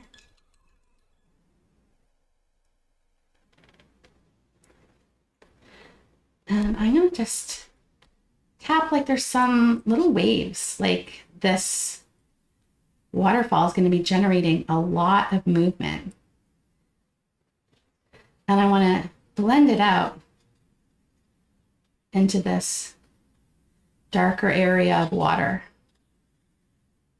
using little taps and allowing some of the dark colors to show through. Now we've got a really dark color here.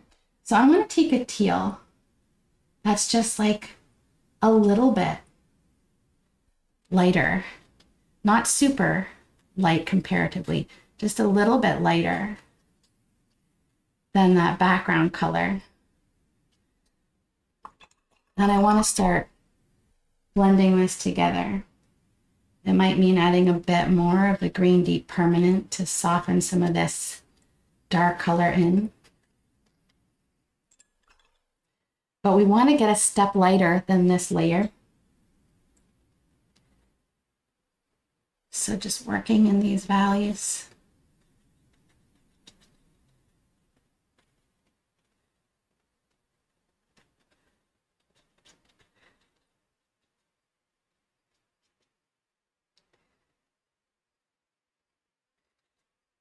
Some of my lemon lime green in the water here too, because the water reflects all the colors around it.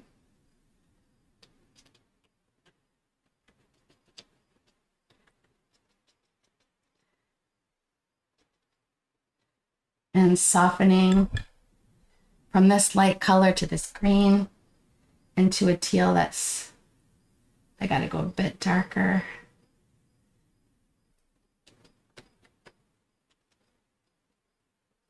And then finally going back into some of my pure dark green deep permanent.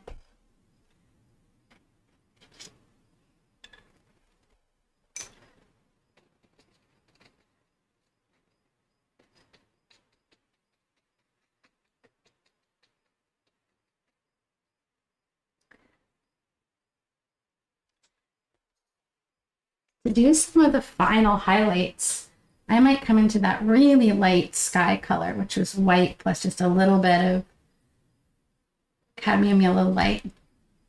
And I'm going to take a big whisk brush like this, and I'm going to tap down because the prongs on this kind of already look a little bit like sparkles, don't they?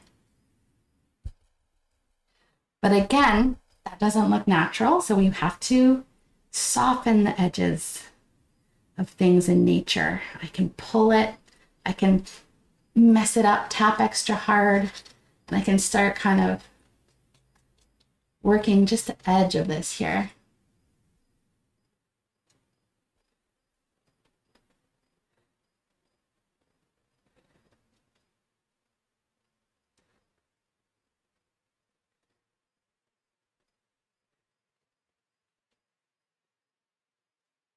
Want to feel like there's a lot of movement in this pool of water down below. And look at it starting to just glow compared to this first layer. So we can't get to the second layer in one go. We have to build up this type of acrylic painting really slowly. I'm going to add a little bit of pure white. Just tapping it in.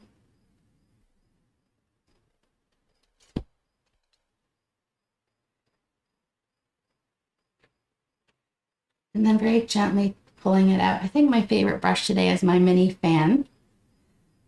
So now I might let a few more sparkles stay. And this time, with just the tiniest bit of paint on my brush, I might just do some little, I want to make it look like sparkles, so just some little taps. And you can do a few in like a line, and then a few more in the same line, just a little further away. And definitely on the edge where this major area of sparkle kind of meets outside of the direct path of light. Just kind of taper the sparkles off so they get more sparse as we come away from the light source. I've gone extra sparkly today, but it feels pretty magical, so I'm going to leave it. I'm going to take a little of this white color into seafoam. Not a solid stripe, just traces of paint. So see, there's no raised bits of paint on this fan brush. And then when I'm here, you can pull up, splash a little bit to the right, a little bit to the left, tap it a little bit down into the water below so it all looks like it belongs together. I could soften this a bit more, or I could kind of leave it sparkly. I think I want to leave it sparkly. And the finishing touch for this is taking a little bit of that lightest value. We could even add a little bit of a really light teal and then some white.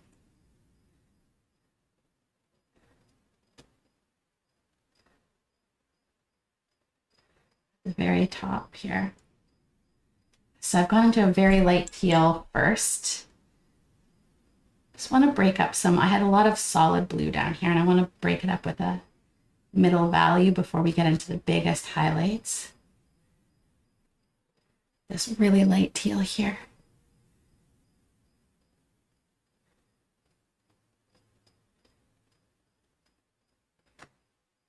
Oops.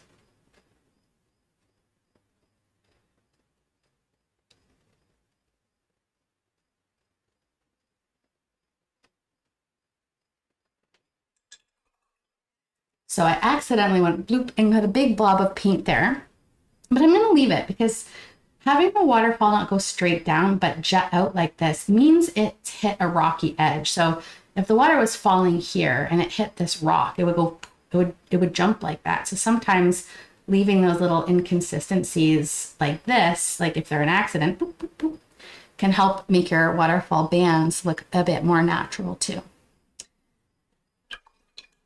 Final highlights, choose your favorite brush. Maybe it's a whisk brush, maybe it's a fan. You can even use the very tippy tip with just a little paint of a big bristly fan. So the size of the brush doesn't matter. It's kind of how much of the brush you're using. So I could even just use the tippy tip of this, but we're getting into some pure whites or pure whitish yellow here, okay? I'm going to try just tapping. Whoops. Where did that dark yellow color come from? All right, let me try again. There we go. Just at the very top here. A little harder to control the bigger brush, but I find I just have to find the right edge just along the top. Even tap across the top like this, and then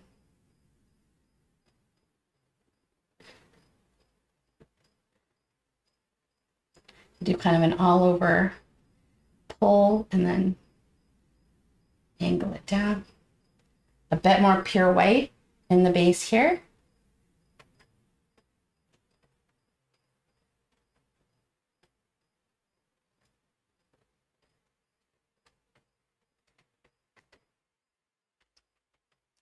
This is a great brush for kind of softening almost wet paint too. Just traces amount of paint.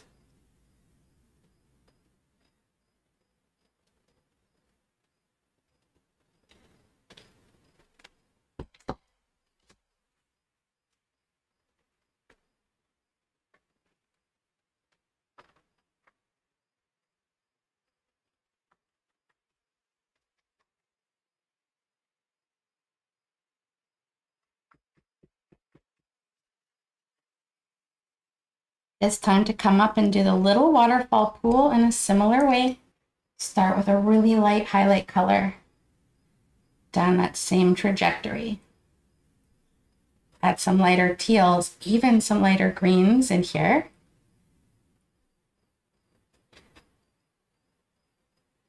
So that we're definitely getting darker towards the edge, but this will show up as lighter than the first coat.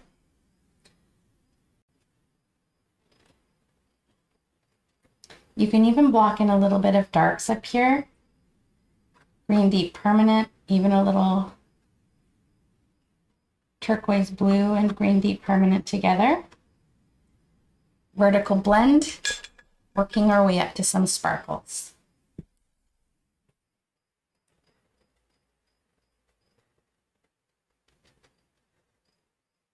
Can lighten this little misty bit too.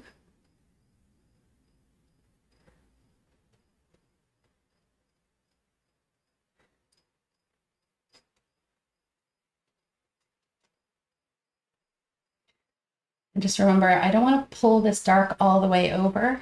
So control your brush, tap it off excess paint if you need to.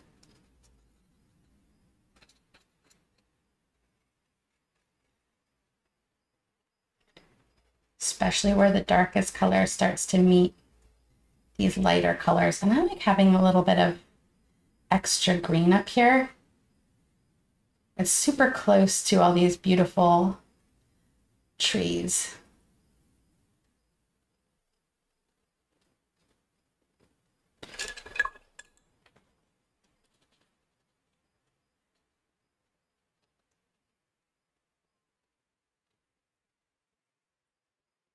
I keep tapping a bit more white down that center path.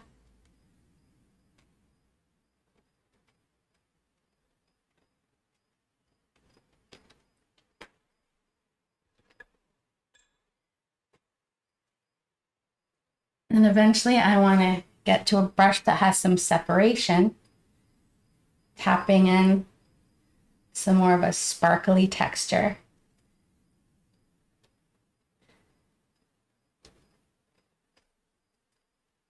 Using some of our lightest teals or greens for the transition, letting some of the dark layers show through.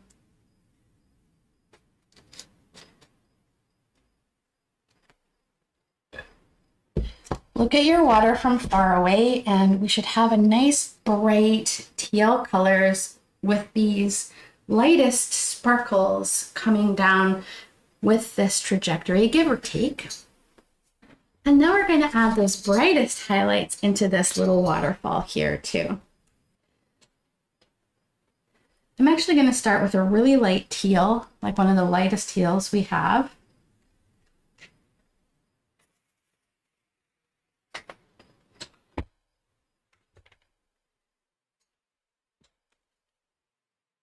I'm going to pull down a little with this.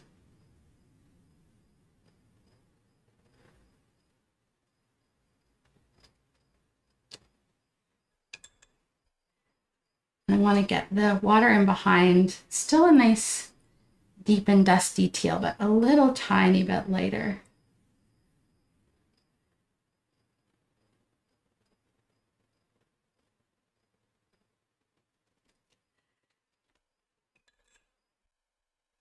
Before coming right into those pure whites, or you could use a whitish yellow, tap some kind of dollops of this across the top. Maybe even a little up here too. Tap, tap, tap. Tap, tap, tap.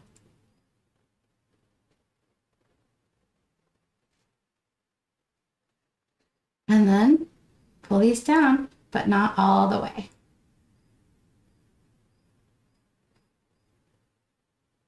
You can drag down or tap down.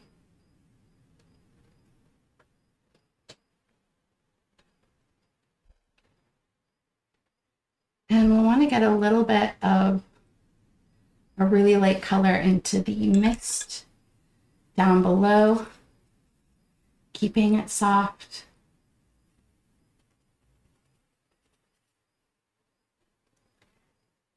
When you're ready, you can accentuate these sparkles.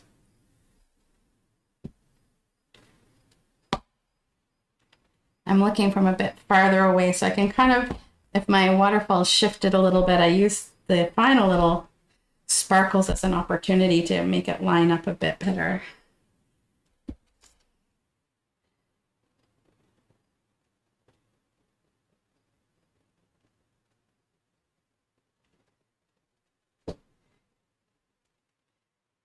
I'm tapping with this whisk brush right down into the tops of some of these. I really want to get that look of three-dimensionality here.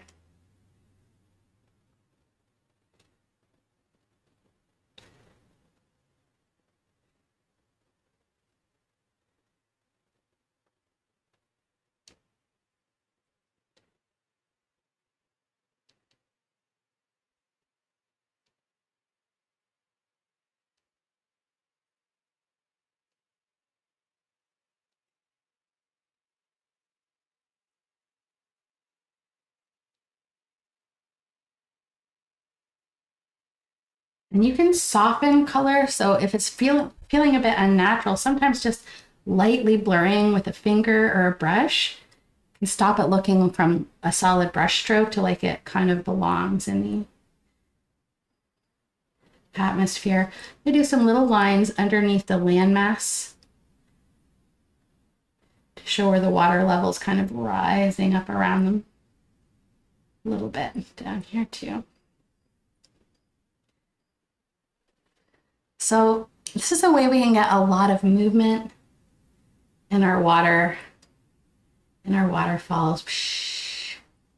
Lightly tickling this canvas, working in those layers. Remember, the underpainting layers work to allow us to build brightness, saturation, and levels of color.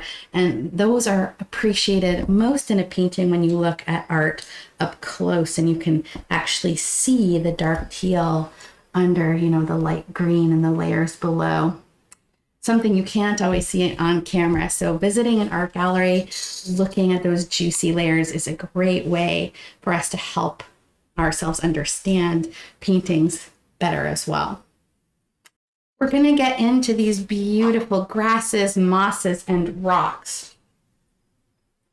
I'm going to take a nice dark color, even some pure black, and I'm going to add a little water into this just to help it flow. I'm going to come back in here. I'm going to create some rocky shapes down here. So maybe we've got a little rock here, the little rock here. Maybe I've got a big rock, you know, right here, like this.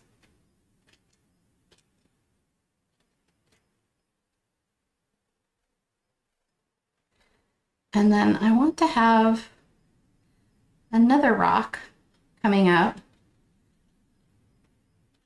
a little bit further. Remember, we're getting kind of more and more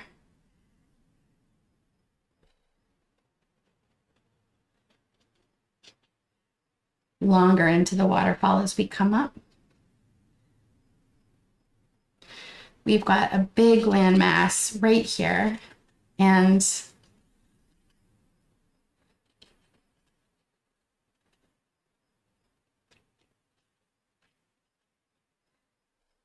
this one's coming right out a little bit too.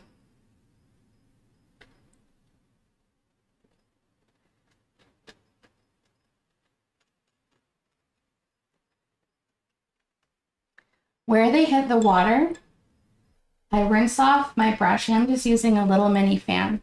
And just with some water, I'm going to pull some little ripples right from the color of the rock down and into the water here. This kind of shows a little bit like where the rock is kind of sinking underneath the surface. If you like, you can even take some of that sepia color that we use at the beginning of class for our underpainting under here too. Just thin little washes of that color.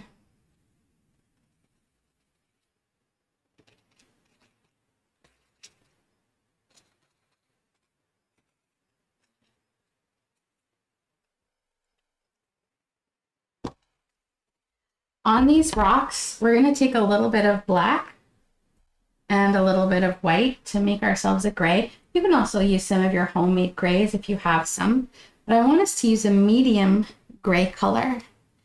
And then we're going to come across the tops of these rocks while they're still wet.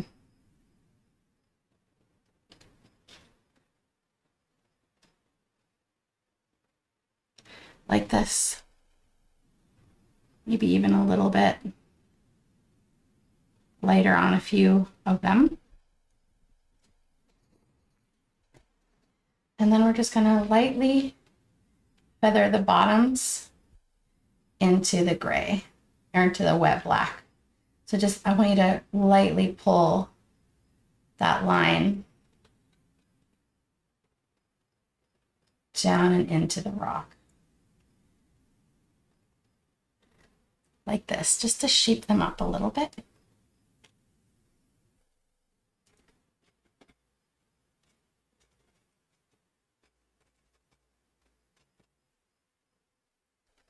You can even take a bit of your dark color if you want to show a little bit of a rock peeking through the tip of the waterfall in a few little spots. Like this.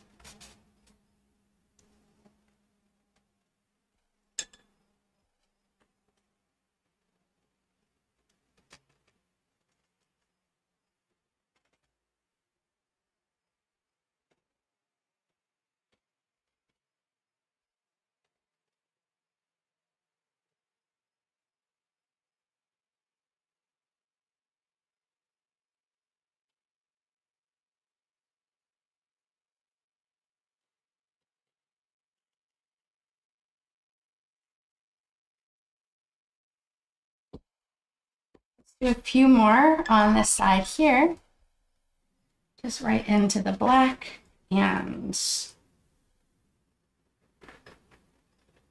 kind of pulling those masses that we blocked in earlier and darkening them up a little bit.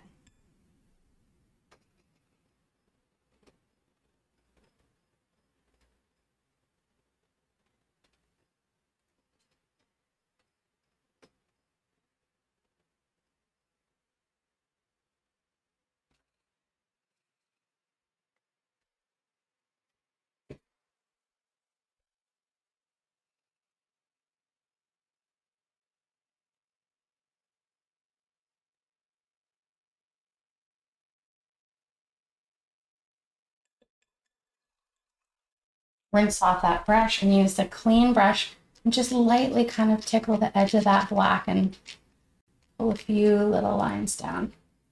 Don't worry about messing this up. You can't really.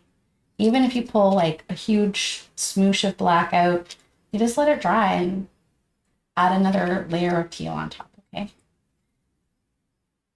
Never let that paint boss you around.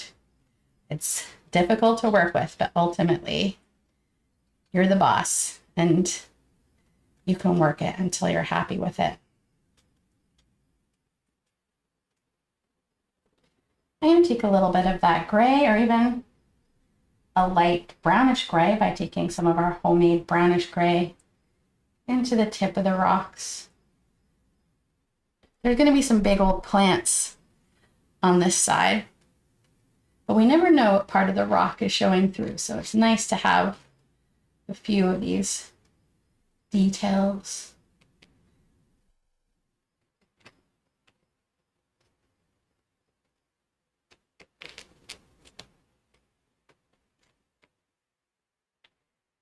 I'm going to take a little bit of a dark brownish gray into the bottom. I'm going to kind of start here into the bottom of this little landmass here.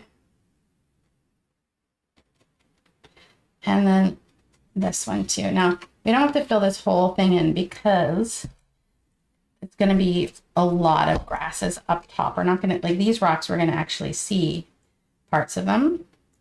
But up here, it's going to be all grass. So I'm just going to remove the tip that's kind of coming out. And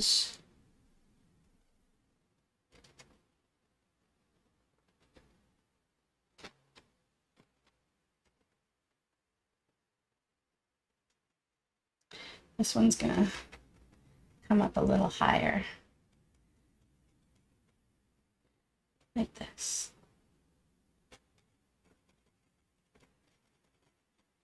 So remember, we kind of had that angle coming in. We're just going to create these jagged little bits of land. Same thing on the other side too. A nice dark color right in the bottom here.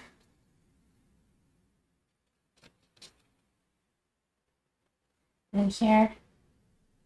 And this is going to kind of come up on an angle. Kind of right to the top of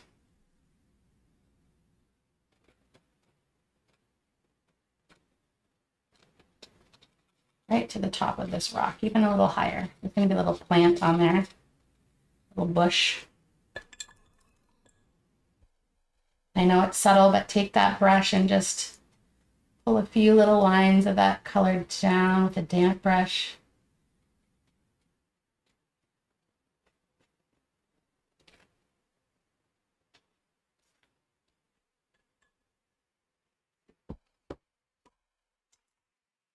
As we make our way through here, it's helpful to dry these blacks so that we can layer over some of those lovely warm and saturated greens.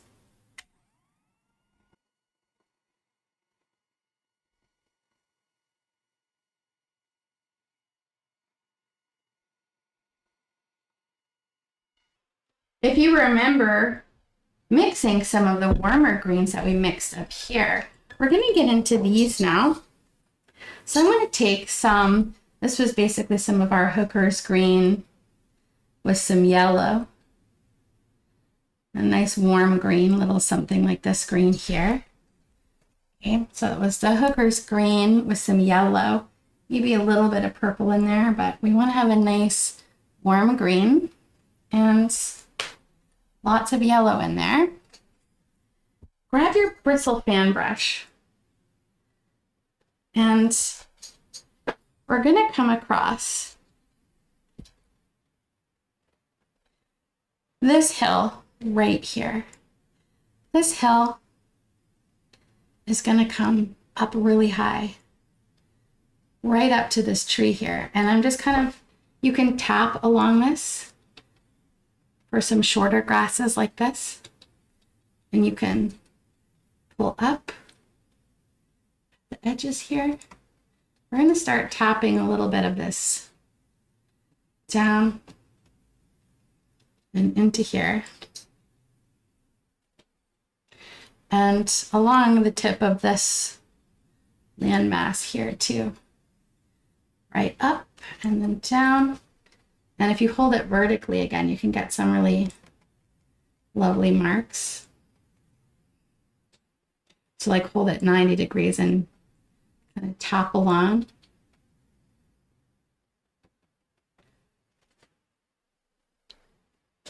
I'm going to do the same thing over here along the top of this little hill. And we've got a little hill here too, like this.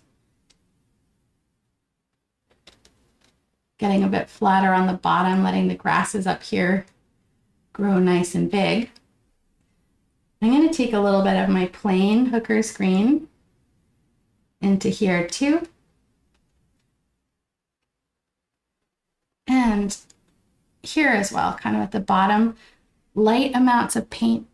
So not big gobs, just kind of tapping along, letting a bit of the brownish blacks show below. And then let's take one of our lighter, warmer greens, like this color here.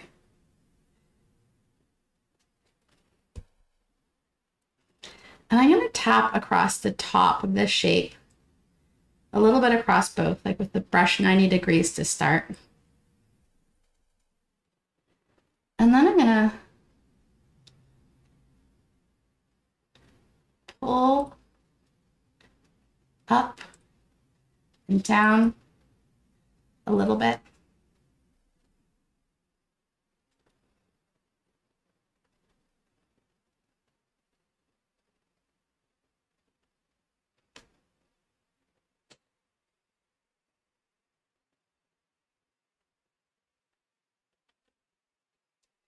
Just leave some of those lovely kind of inconsistencies in these marks. We're going to start with the warm greens, and then I want you to rinse and wipe off that brush. And we're going to come into some of the grass green, this one here. Along the tip.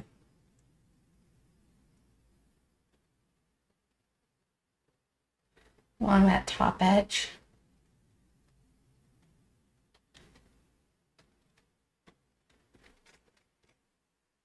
Maybe even a little bit of the hooker's green plus white.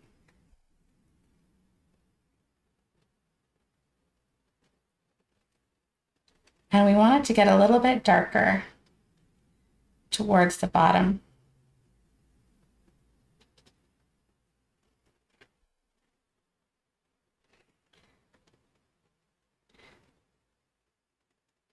Sometimes I'll even just take some plain cadmium yellow on the tip of my brush to start lightening the tip here.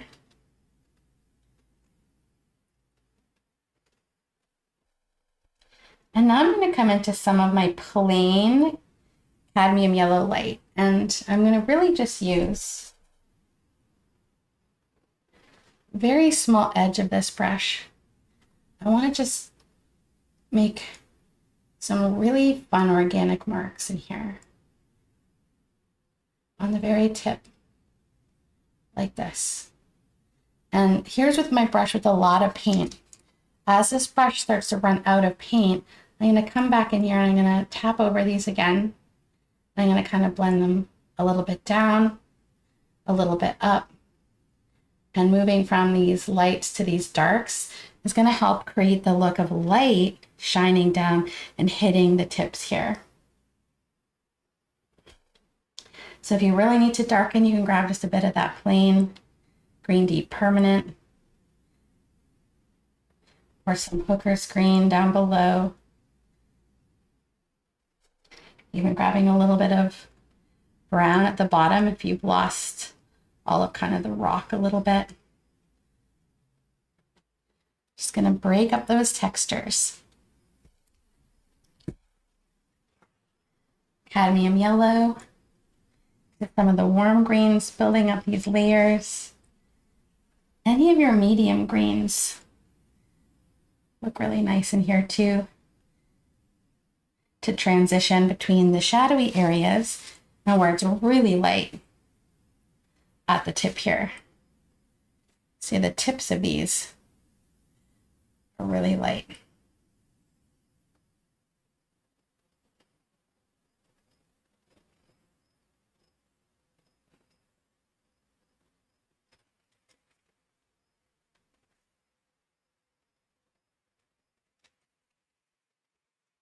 Now on this side over here, we're going to have a little bit of a shrub coming up. You can continue on with the fan brush, but if you'd like to experiment with a brush like the whisk brush, let's take some of our hooker's green and we'll start our little shrub right about here. I'm going to pull kind of like this little tree we had here, some arms of the tree reaching out and slowly kind of coming up so that it kind of overlaps. It comes above the horizon line where our waterfall is. And it's going to come up. So I'm going to fill the whole thing in with some hooker's green, and we've got those really nice dark layers underneath. So we have some nice darks in there. And then I'm going to take a little bit of my hooker's green with the white. I'm going to tap it along the tip. Just make sure you see some of the separation in your bristles or you'll get a solid line. There we go. Way better. So I had to wipe some paint off to go from a line, some funner marks like this. Some of the branches are kind of coming down. I'm just going to blend this in by tapping kind of over where the light color meets the dark color, just very gently.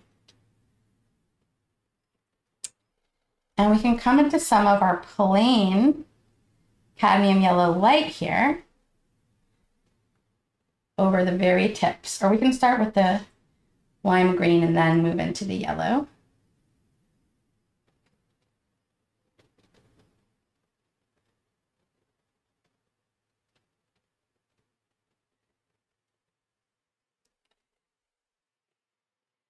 And cadmium yellow light, even add a bit of white in there for it to be really bright. Whoops. See the difference between these little marks and this is me not looking at my brush and making sure I have separation in my bristles. But it is easy just to go in there and kind of tap it out a little bit.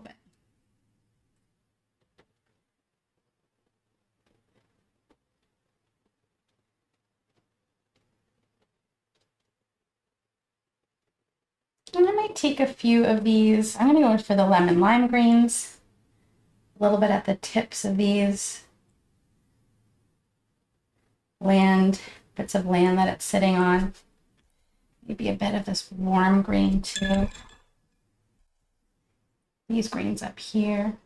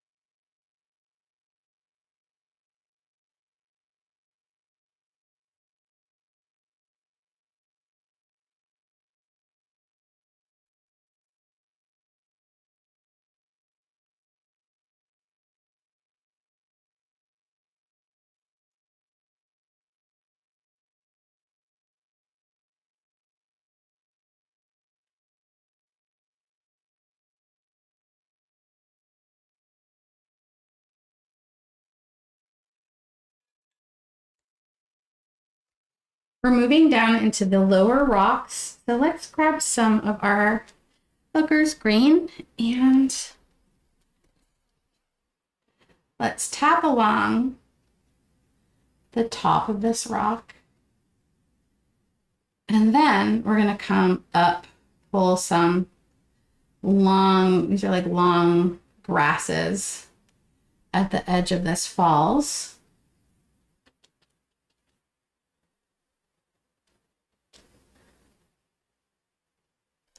This is just that plain dark hooker's green.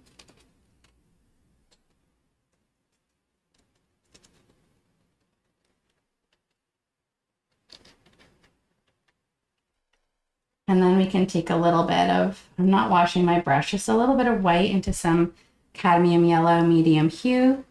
And I might want to go a different direction for these, so turn my fan brush up. Even just a plain yellow too without white would work.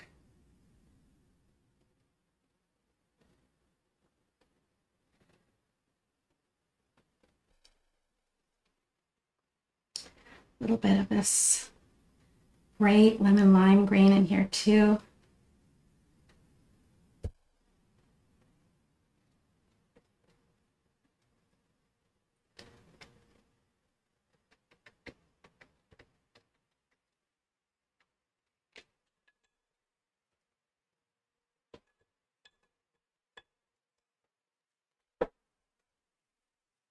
I'm going to grab a nice big whisk brush into some of this light green here. And I'm going to pull down like this. And then I might use the tip like the prongs to create some little dots. And while I'm here, a few little tweaks on this bush.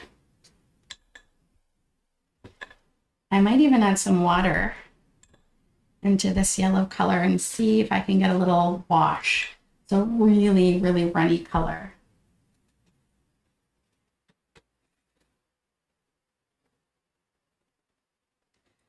Just use it.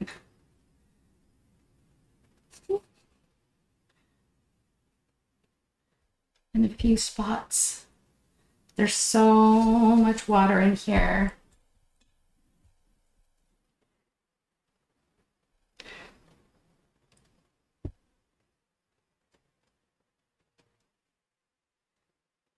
See the prongs of your brush.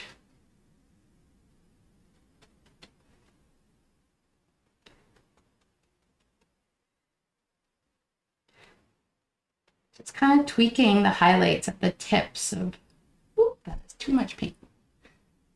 Just going to spread it around. There we go. So you can tweak the highlights at the tips of your grasses, even your shrubs. Any of the ones, not the background ones, but these ones in the foreground, like these little fellows here, this one.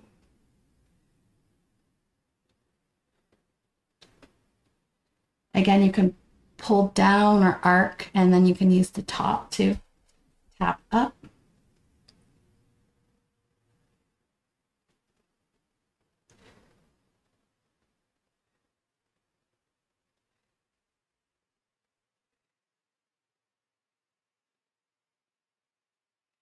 Play with all the surfaces of this brush. So sometimes I'll even turn it on its side this way and just kind of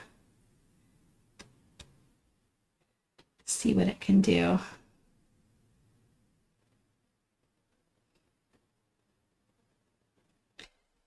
Just a few more grasses in here, but see how the light from far away really makes these trees pop out.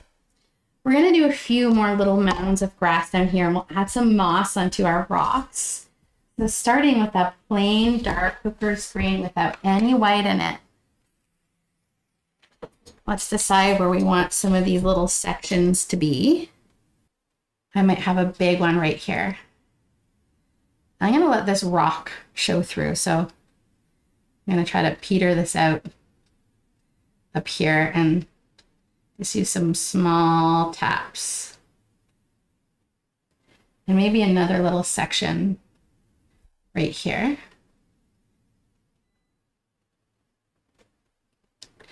And maybe one of these rocks like this one here, I'll have some little grasses growing on.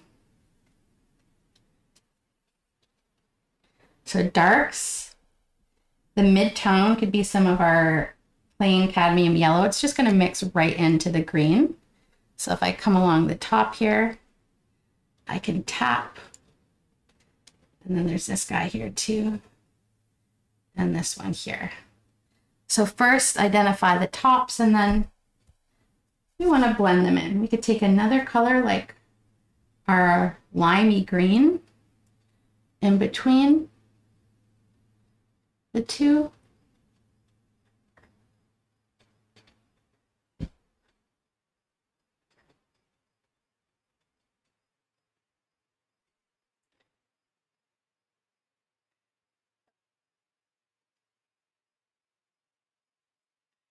Even some dark green deep permanent on the lower kind of shadowy side.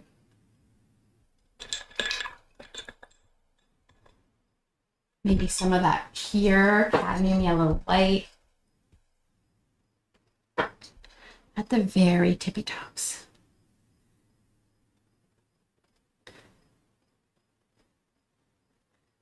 So the long stroke looks like this. Tap in with the tip horizontally like this. Tap in with the tip vertically.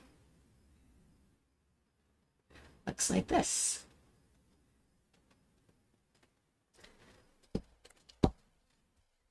Now I want the ones down here to be a little darker than the ones up here. So I'm actually going to come in with some of this darker warm green and try to blend in a little bit of my highlights.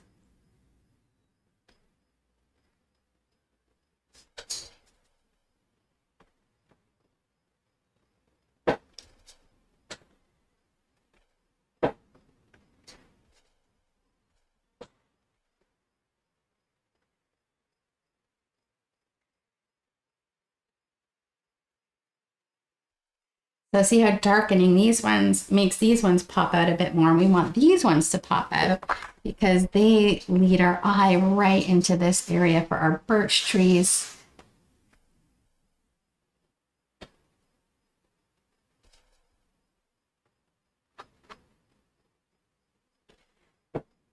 You can add an extra little highlight onto some of the rocks that are kind of sticking out in the water here.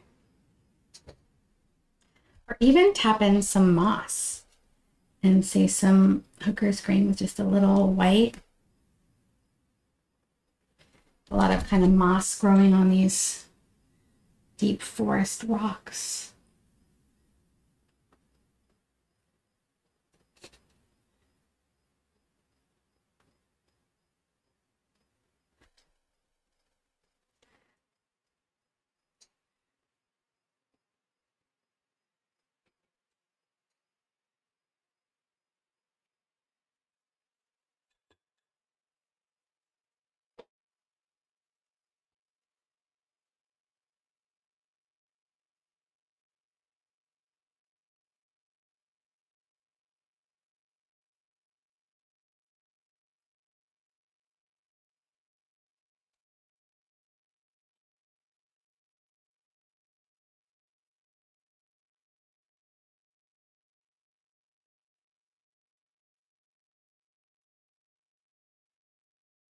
Okay, let's leave these grasses and move on into our trees, the final element of our painting.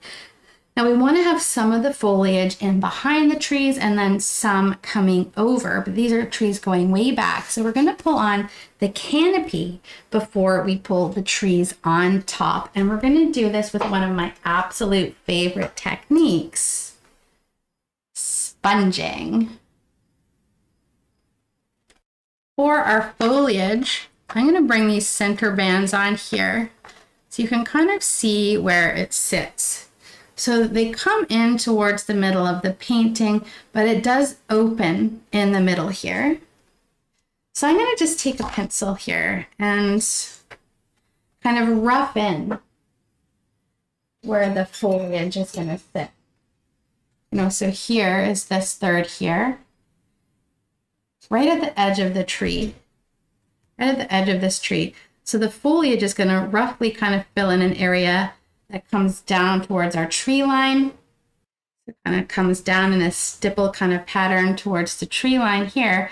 And at this tree, it kind of is going to come up. Here's the middle of the painting right here, right? So it's going to kind of come up on a bit of an angle towards the center. So we've got this little shape like this, kind of coming towards the middle of our painting here. And you can see this little bit. There's almost like 1, 2, 3 clumps of foliage, also kind of coming in on a little bit of an angle. So the branches get longer as they come down here. So there's like, kind of comes down on an angle like this, creating this V of light up here. So we're going to have one here, and then another one here. And then this one kind of overlaps the top of this bush a little bit. So see how we have this little kind of V shape of light. So I just have some really light marks, and then I'm going to grab a little sea sponge, and it can be helpful to kind of rip them into smaller segments, and it gives us these nice little ruffled edges. Like if you cut this, it's going to have a flat edge. So I like to have some smaller ones for space like this. I'm going to come right into some of this yellow color, and I'm going to start tapping in these areas.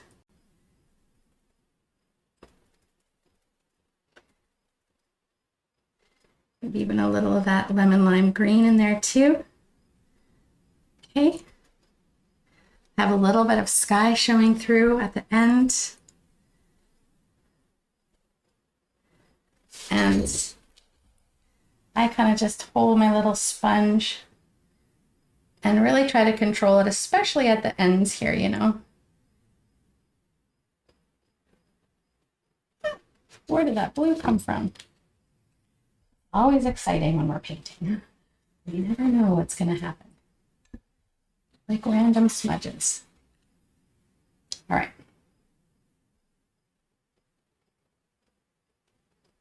So starting with this lighter color.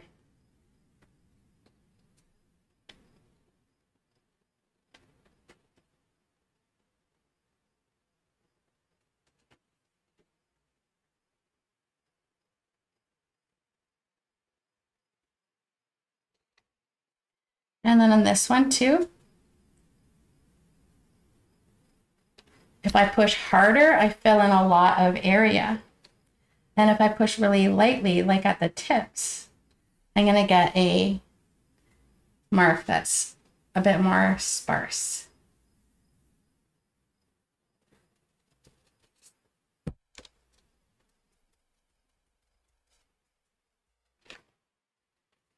Now, once I start with this color, I'm going to go into the lemon lime green. And I want it to get lighter towards the edges. So I'm going to just tap a little bit of this through the center, the lemon lime green here.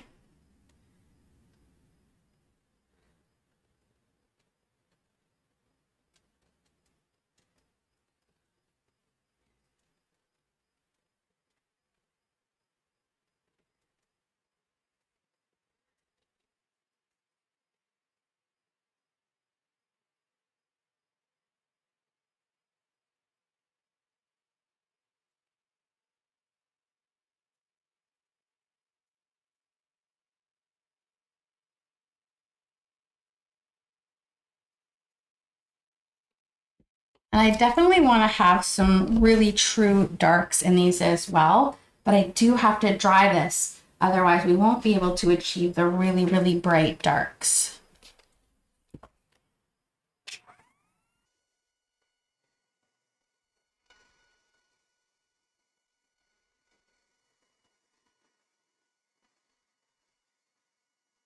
Well, let's go into just a little bit of Hooker's green and really tap the sponge off on your palette so there's just a bit of paint on there. And let's just try to come through the middle, letting it get a little bit lighter towards the edges.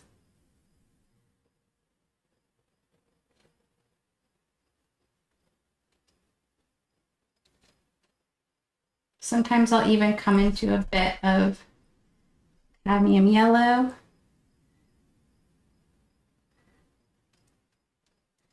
here too.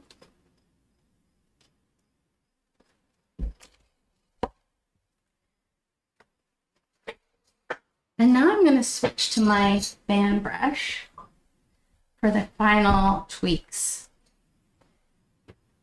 I'm going to take a little bit of white into some of my lemon lime green. With just a little paint on my brush.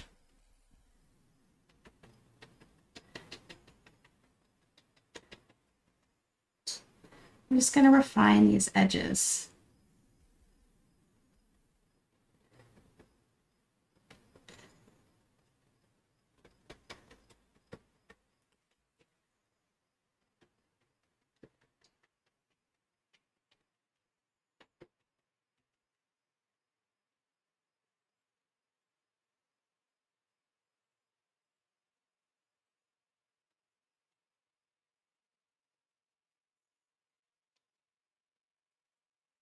Sometimes you can even have a light color on one side and a dark color on the other.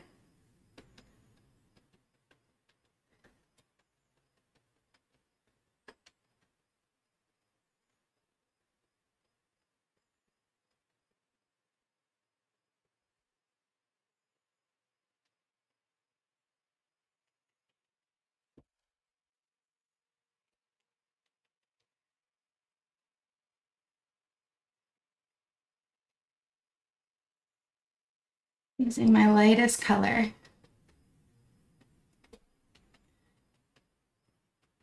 At the edge. Any kind of solid clumps of the dark green, I'm going to try to blend it down a little bit with this yellow.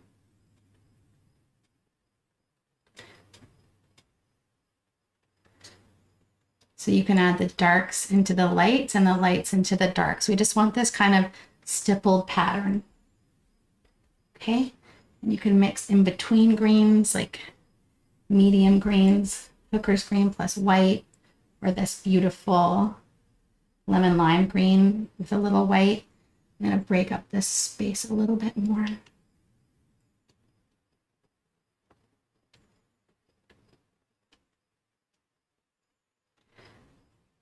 Okay, and now we have our beautiful distant canopy of trees. We are going to let this dry as we pull on the beautiful birch forest. To get onto our next layer, we have to give this a little blast.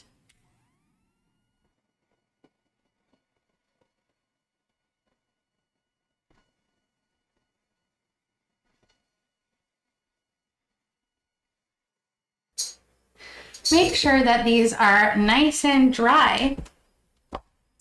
And then let's recall where our thirds are.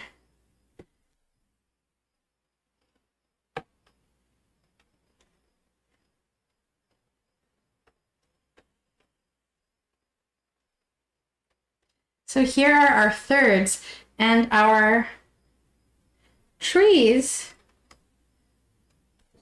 largely sit in the outer thirds of our painting. Okay, they largely sit in the outer thirds of our painting. There's 2 big ones and 3 little ones that come right to this third line here. And then I have 1, 2, 3, 4, 5 here. You can do these curved, or I have another version here where my birch trees are a bit more straight than curved, like those ones on the side there. I like to block these in with a pencil. So this little pine tree kind of comes a little bit through the middle of these 2 big birch trees. So I want one, and they're kind of coming off of this landmass right here. So I want one that's going to come right up close to the corner here. I'm going to give it a little width. And then I want another one that's not going to quite come all the way to the edge. Little something like this.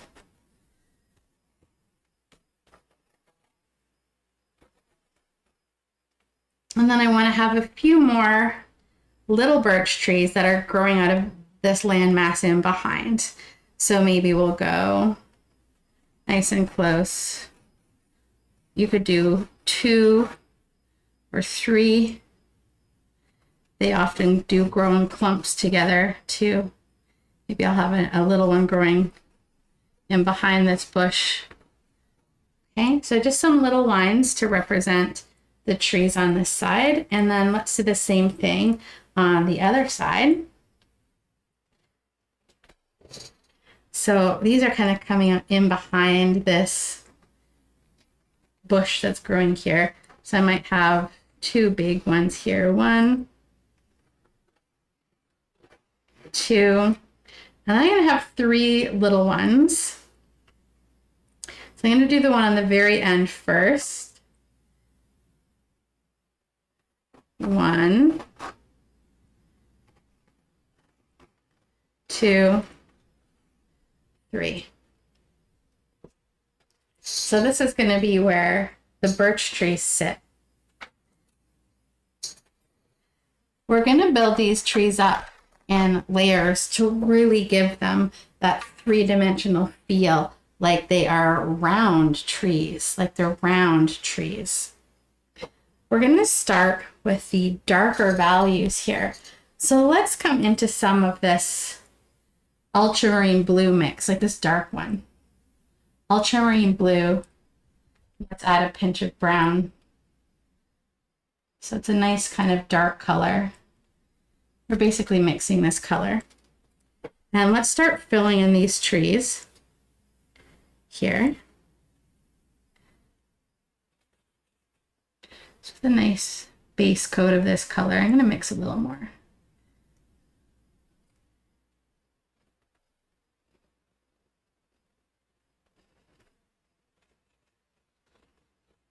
There we go.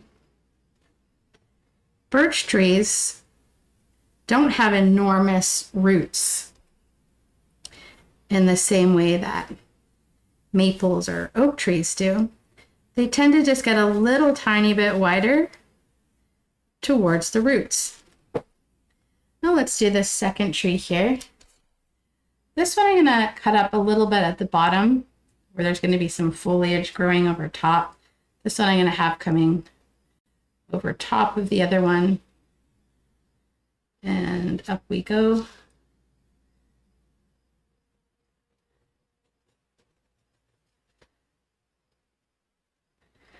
And let's fill in for these little trees here too. I'm going to just push in with my 6 bright brush and drag up. 6 bright. Hold it the long, skinny way push.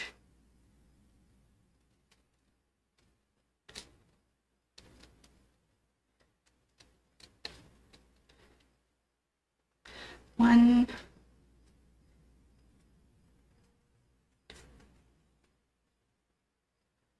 2.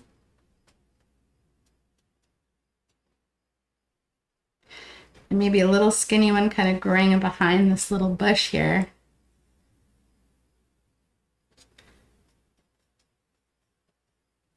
There we go.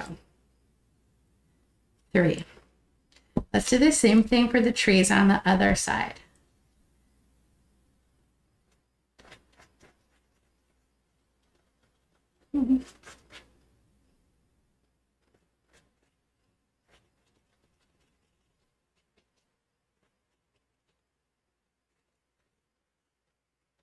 For the trees that are smaller, I need to switch to a smaller brush, like a little round brush or even a little flat brush that has a nice intact edge. And I'm gonna change where these trees are just a little bit. I'll pull up one.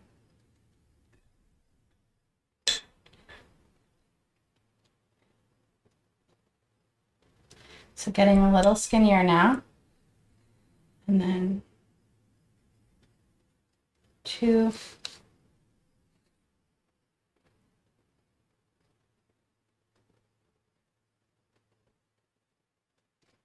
And then this one's going to be a little tiny one. And I might actually stop that tree more like here.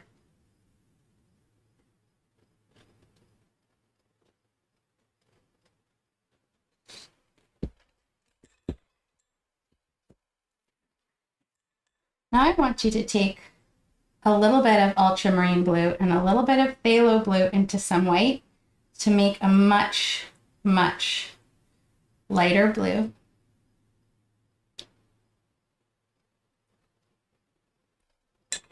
And I also want you to take a little bit of burnt umber brown.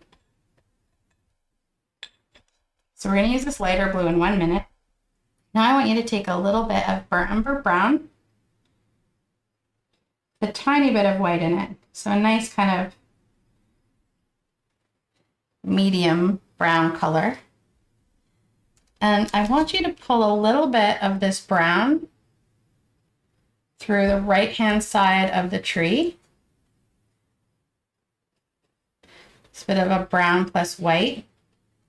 And you can even do some little swoops like this into the tree.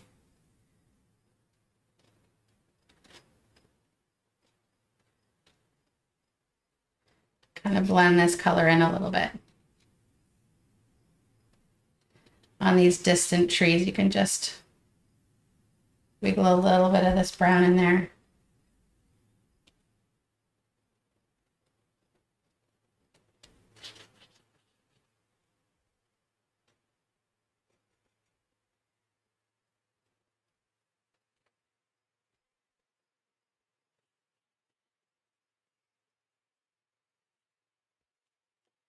On the side closest to the light, or you could aim for the middle as well.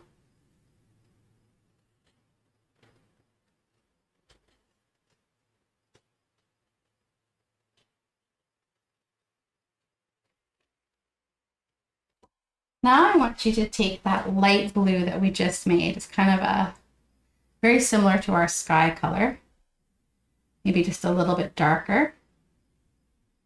And take a nice kind of flat or bright brush.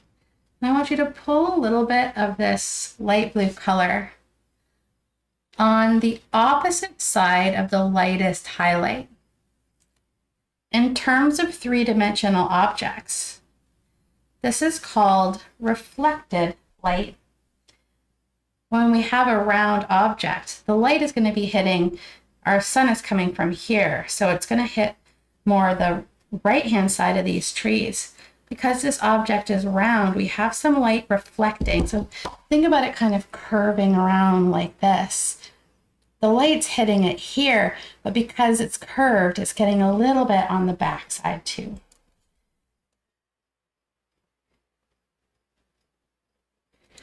So pull in that reflected light, and then with a clean brush, just kind of feather this in, either up and down or just like kind of lightly.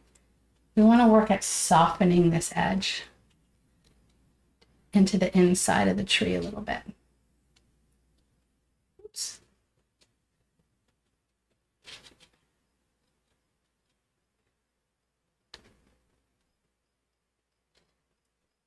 I'm going to pull a little bit into these trees too.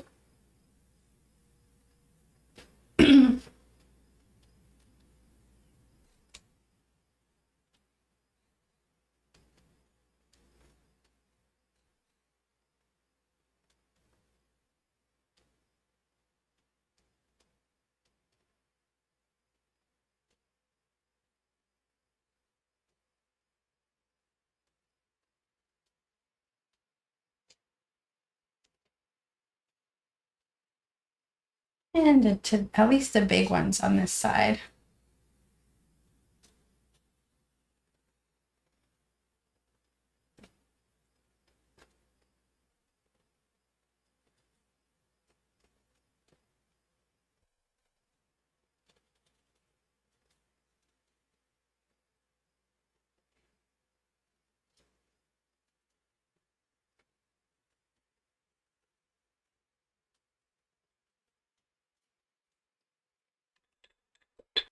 Once you have the reflected light on the opposite side of the tree, let's go into some of our brightest highlight color. So you can use some plain white here, or some white with a little bit of the cadmium yellow light in there. And I want you to pull this color up the side of the tree that's closest to the light source. Now, if you don't want to make your trees bigger, overlap the trunk. Don't pull it on the outside of the dark colors that you just put down. You're going to overlap it.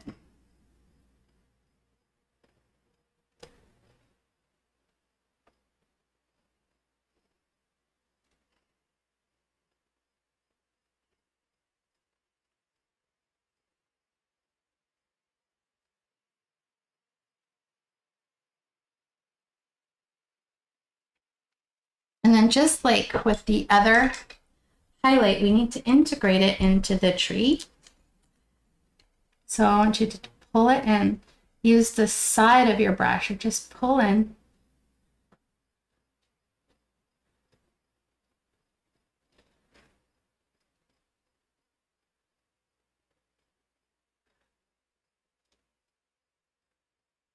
Or you can push along that highlight.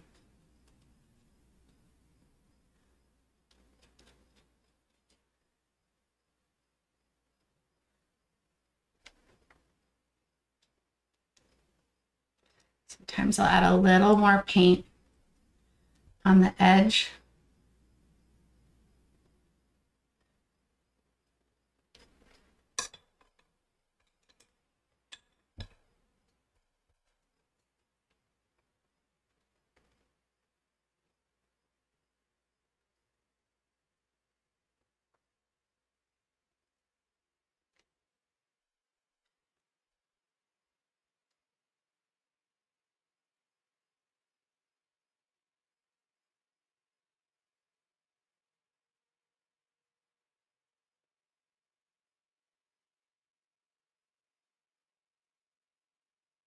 Let's pull a little highlight.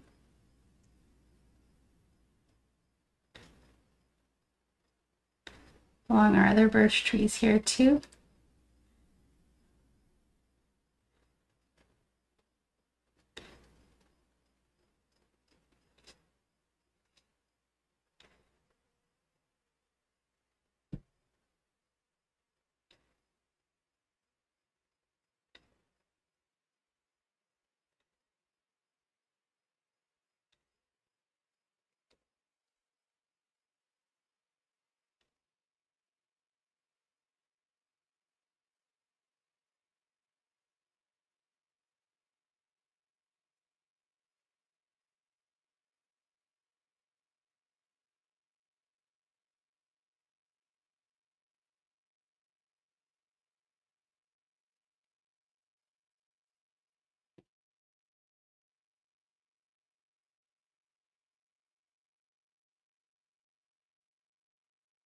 Sometimes I'll even take a little bit of my brown or bluish color into the center just to help soften the highlight in. Now it's time for my favorite part of doing birch trees. There is some really dark bark that comes up from the bottom of the tree.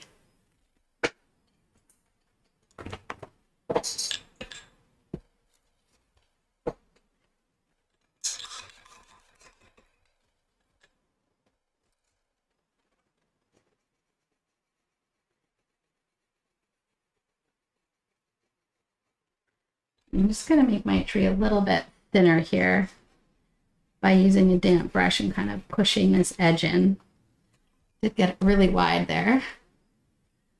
There we go.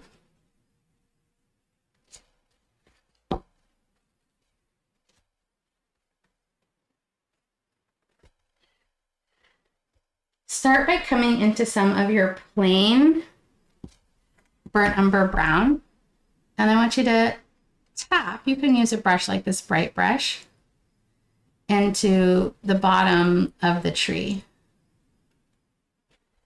And do this in kind of a rustic broken texture, especially where the brown kind of comes up to meet the rest of the lighter part of the trunk. Down here too.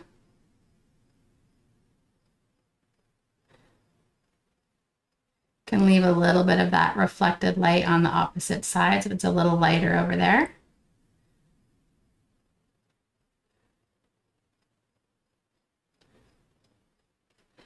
So we're going to start with this dark brown. And then I'm going to switch to a little whisk brush here. And I'm going to come into some pure black.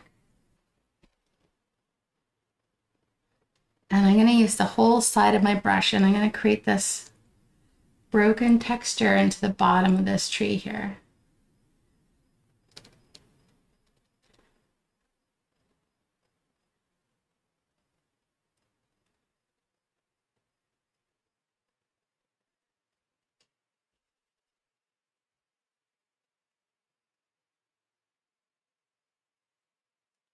And as you come up the tree, we're going to add that characteristic birch bark by taking little bits of paint. I'm using a whisk brush, but you can use any brush you like for these marks. And I want you to pull in some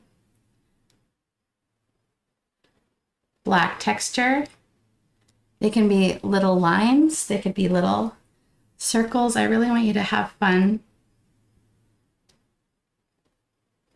and just create an organic texture. Some can be right on the outer edges of the tree or in the middle. You can have a lot of this pattern or just a little.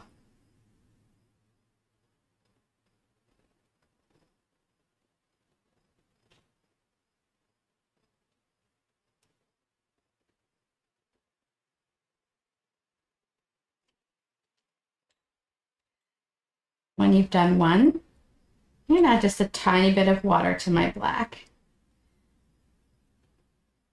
And I'm going to do the same on these little trees here. I'm going to come up from the base a little bit, even getting some burnt umber brown in here.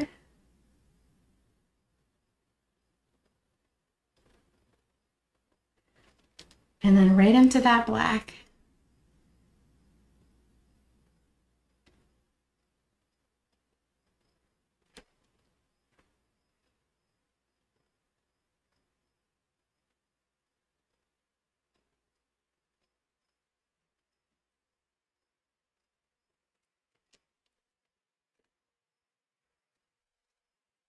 And down here on this little guy.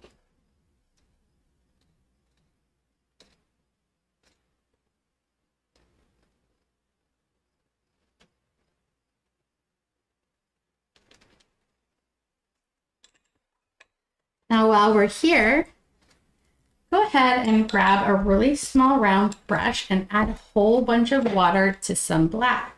We're going to finish off these birch trees on the left-hand side by doing some little branches that are going to come out from our trees. So again, add some water to this paint to help it flow. You can use your script liner or a really skinny round brush. One of these two. And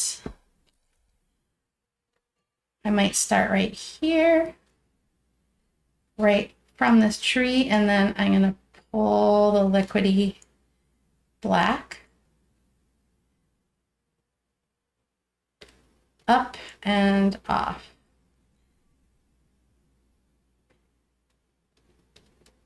And I might even overlap a few of these little trees here. Okay, maybe pull this branch kind of underneath this tree. You don't need a lot of these to really insinuate branches. Okay. Sometimes I'll add a final white highlight to really brighten these up, but for now, let's go ahead and do the same thing in this tree here.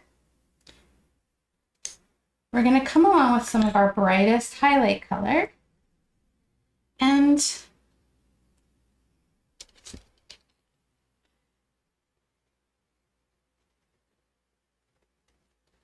we'll wiggle it on trees.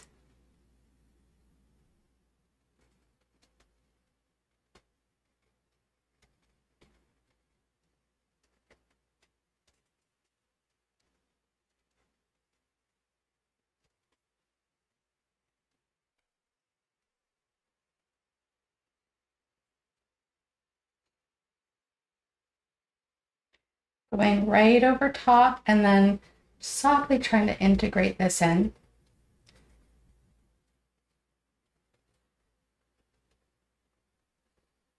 These trees are in a little bit more shadow than the trees on this side. So I'm not going to be quite as fussy with the bright highlights.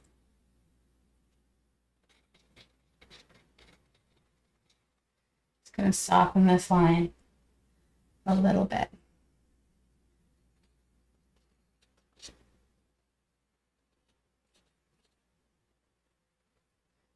And over here, I might use the blue color as opposed to the brown.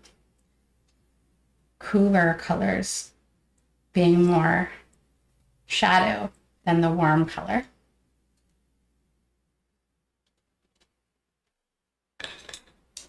And when you're ready, you can go into some plain burnt umber brown up the base of these trees. Or you can come right into some black here too.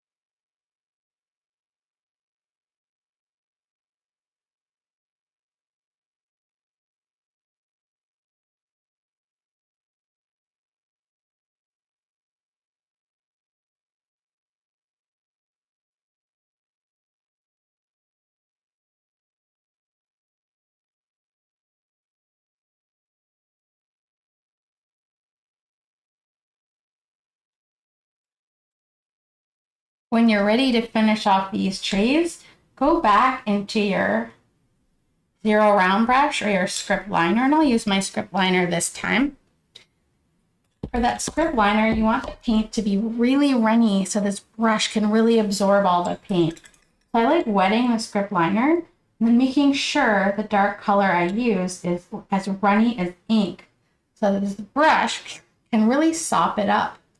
And I want you to make sure you can make some skinny lines with this beautiful, unpredictable tip. And when you can practice on paper until you can get these nice fine lines. And then when you're ready, let's start back here. And let's say pull a few branches up. Some of these can start like right on the tree. And let's pull one up from here. A nice kind of narrow angle up and off. And maybe one from here. On this little tree here, or maybe this one, I'm going to come out towards this tiny canopy. So I might start down here. I'm going to try to get the thinnest little line kind of coming up to support some of this canopy in there. When you have your trees on, it's time for final tweaky deakies. So let's give this a blast with our blow dryer.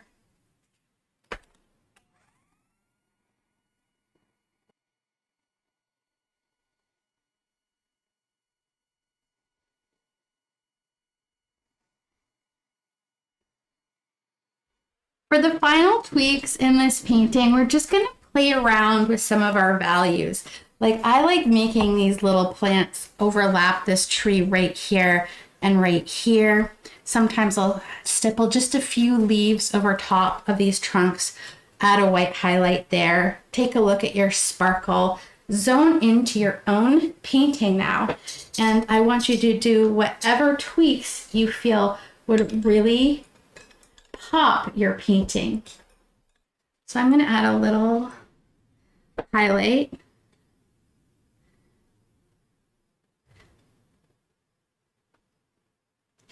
Along the side that's facing the light on some of my birches, especially these really big ones in the foreground.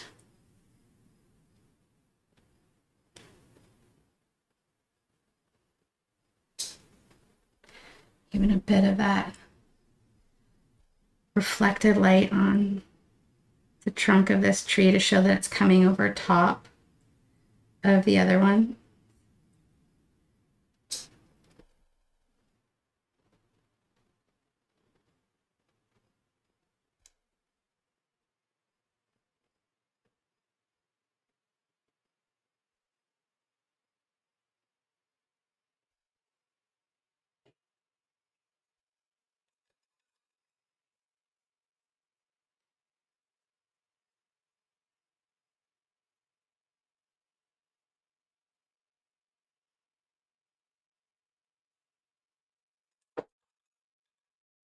I like to take some of my lightest grass color, that really, really light yellow or yellowish green, and with a wisp or a fan, kind of brighten the tips here.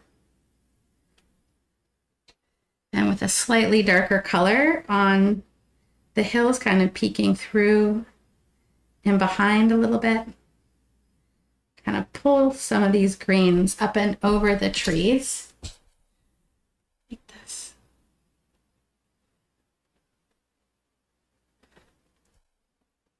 Maybe softening some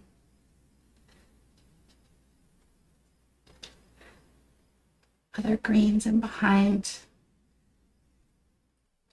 Now the light's coming down this way, so we want a really dark green color underneath the trees and coming off in the opposite direction of the light. This kind of represents the shadows. And we can highlight a few of these too, just not quite as bright as these greens here. We want to keep our lightest greens right around the base of these birch trees. So we might do a few highlights in this little tree here. Anything that can kind of bring the eye in towards these trees. The same thing over here. I really like to brighten some of the grasses coming up and over these trees. Also, I hated the bottom of these trees, so I'm going to stipple some leaves up over top, and no one will be the wiser. No one knows what we like or don't like in our own paintings. And sometimes paintings that are our least favorite are someone else's favorite. And after years of painting, I've come to think of that as like, we kind of know what we were going for and what we didn't get. All people looking at our paintings know is what they like or what they don't like. So their strokes, the thing that they love the most, could totally be different than us.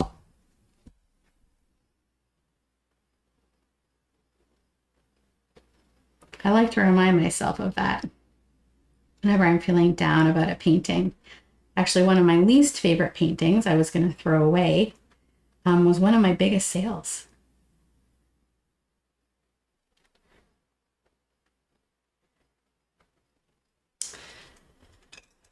Also, for final tweaks, let's go into some of the kind of lighter green colors and perhaps even tap a few lighter greens over the tops of a few of our trees. I don't want to go over any branches that I really love, but sometimes a well-placed leaf can give that illusion of depth into these trees. Or sometimes I'll even spend some time kind of tweaking the lighter bits of the foliage here around the edge.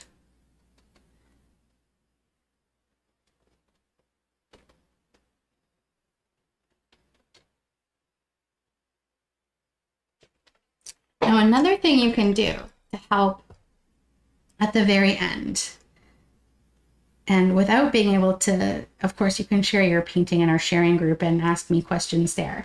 But even without being able to see your painting, this is my third time painting this waterfall.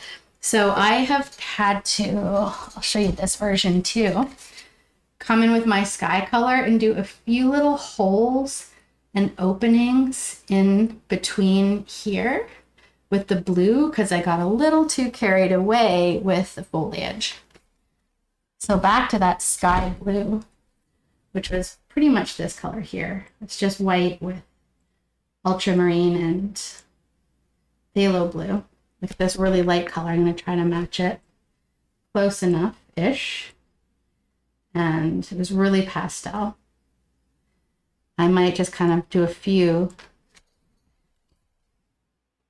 Like if you feel like it's looking too clumpy and not very leafy, like maybe you want to separate this bush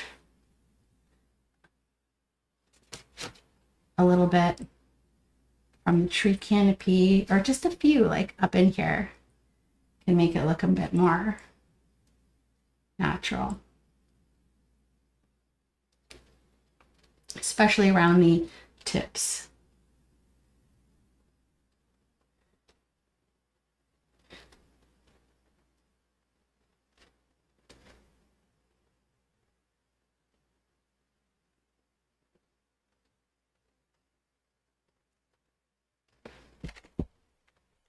Maybe a few sparkles in our water.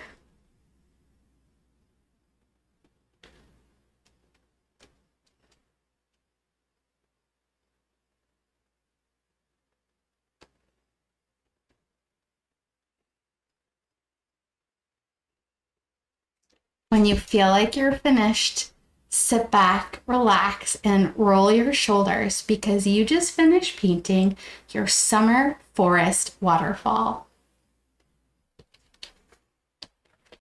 Now, there are plenty of details in today's project to keep you zoned in and tweaking for hours.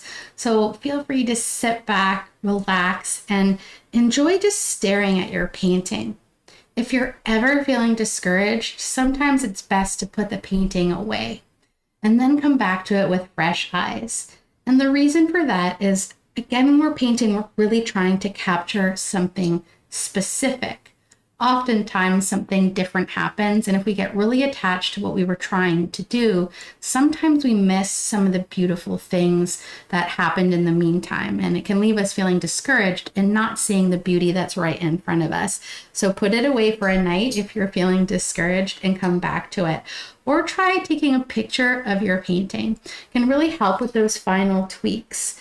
Even looking at mine, if I were to, I could spend a whole other hour on this. Really less is more, like adding subtle bits of this tree, maybe kind of showing through here, or bringing some of my sky color next to this tree to pop it out a little bit more. Okay, so infinite tweaks.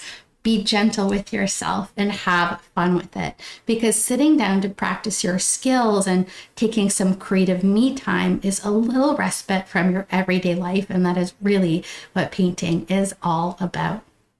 Now, I always aim to make each class equal parts fun and challenging, something truly engaging, so you don't even realize you're learning how to handle acrylic paint.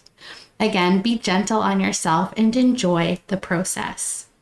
If you're one of our Cake Academy subscribers, you can revisit this tutorial anytime. It's now part of your library alongside the spring and autumn waterfalls, with the winter one I have coming this winter season. If you're not a subscriber, remember this class is absolutely free to watch for a full 7 days. Or you can tip to own this individual class a la carte for lifetime access for just a few dollars. It is on sale right now. While you're on my website, feel free to explore our library of over 600 detailed step-by-step tutorials. It's kind of like Netflix for painting. You can scroll through, you can filter for subjects like birds, palette knife, or skill level. So beginner friendly classes, there's a tab for that if you're very new to painting and want tutorials with a few less steps. You can filter for animals and palette knife painting and more. When you're finished today's class, don't forget to share your painting to our Facebook sharing group. I look at every single painting that comes in, and it's such a wonderful place to meet other artists working on the same projects. We can all celebrate our progress together. Now, I'll be with you tomorrow for something completely different. We are going to do another birch tree, a single birch tree in autumn, looking up, all done with a palette knife and a mop brush. So I look forward to seeing you for tomorrow's class. That's it for me. Until next time, take care, and I hope you keep it colorful. Bye.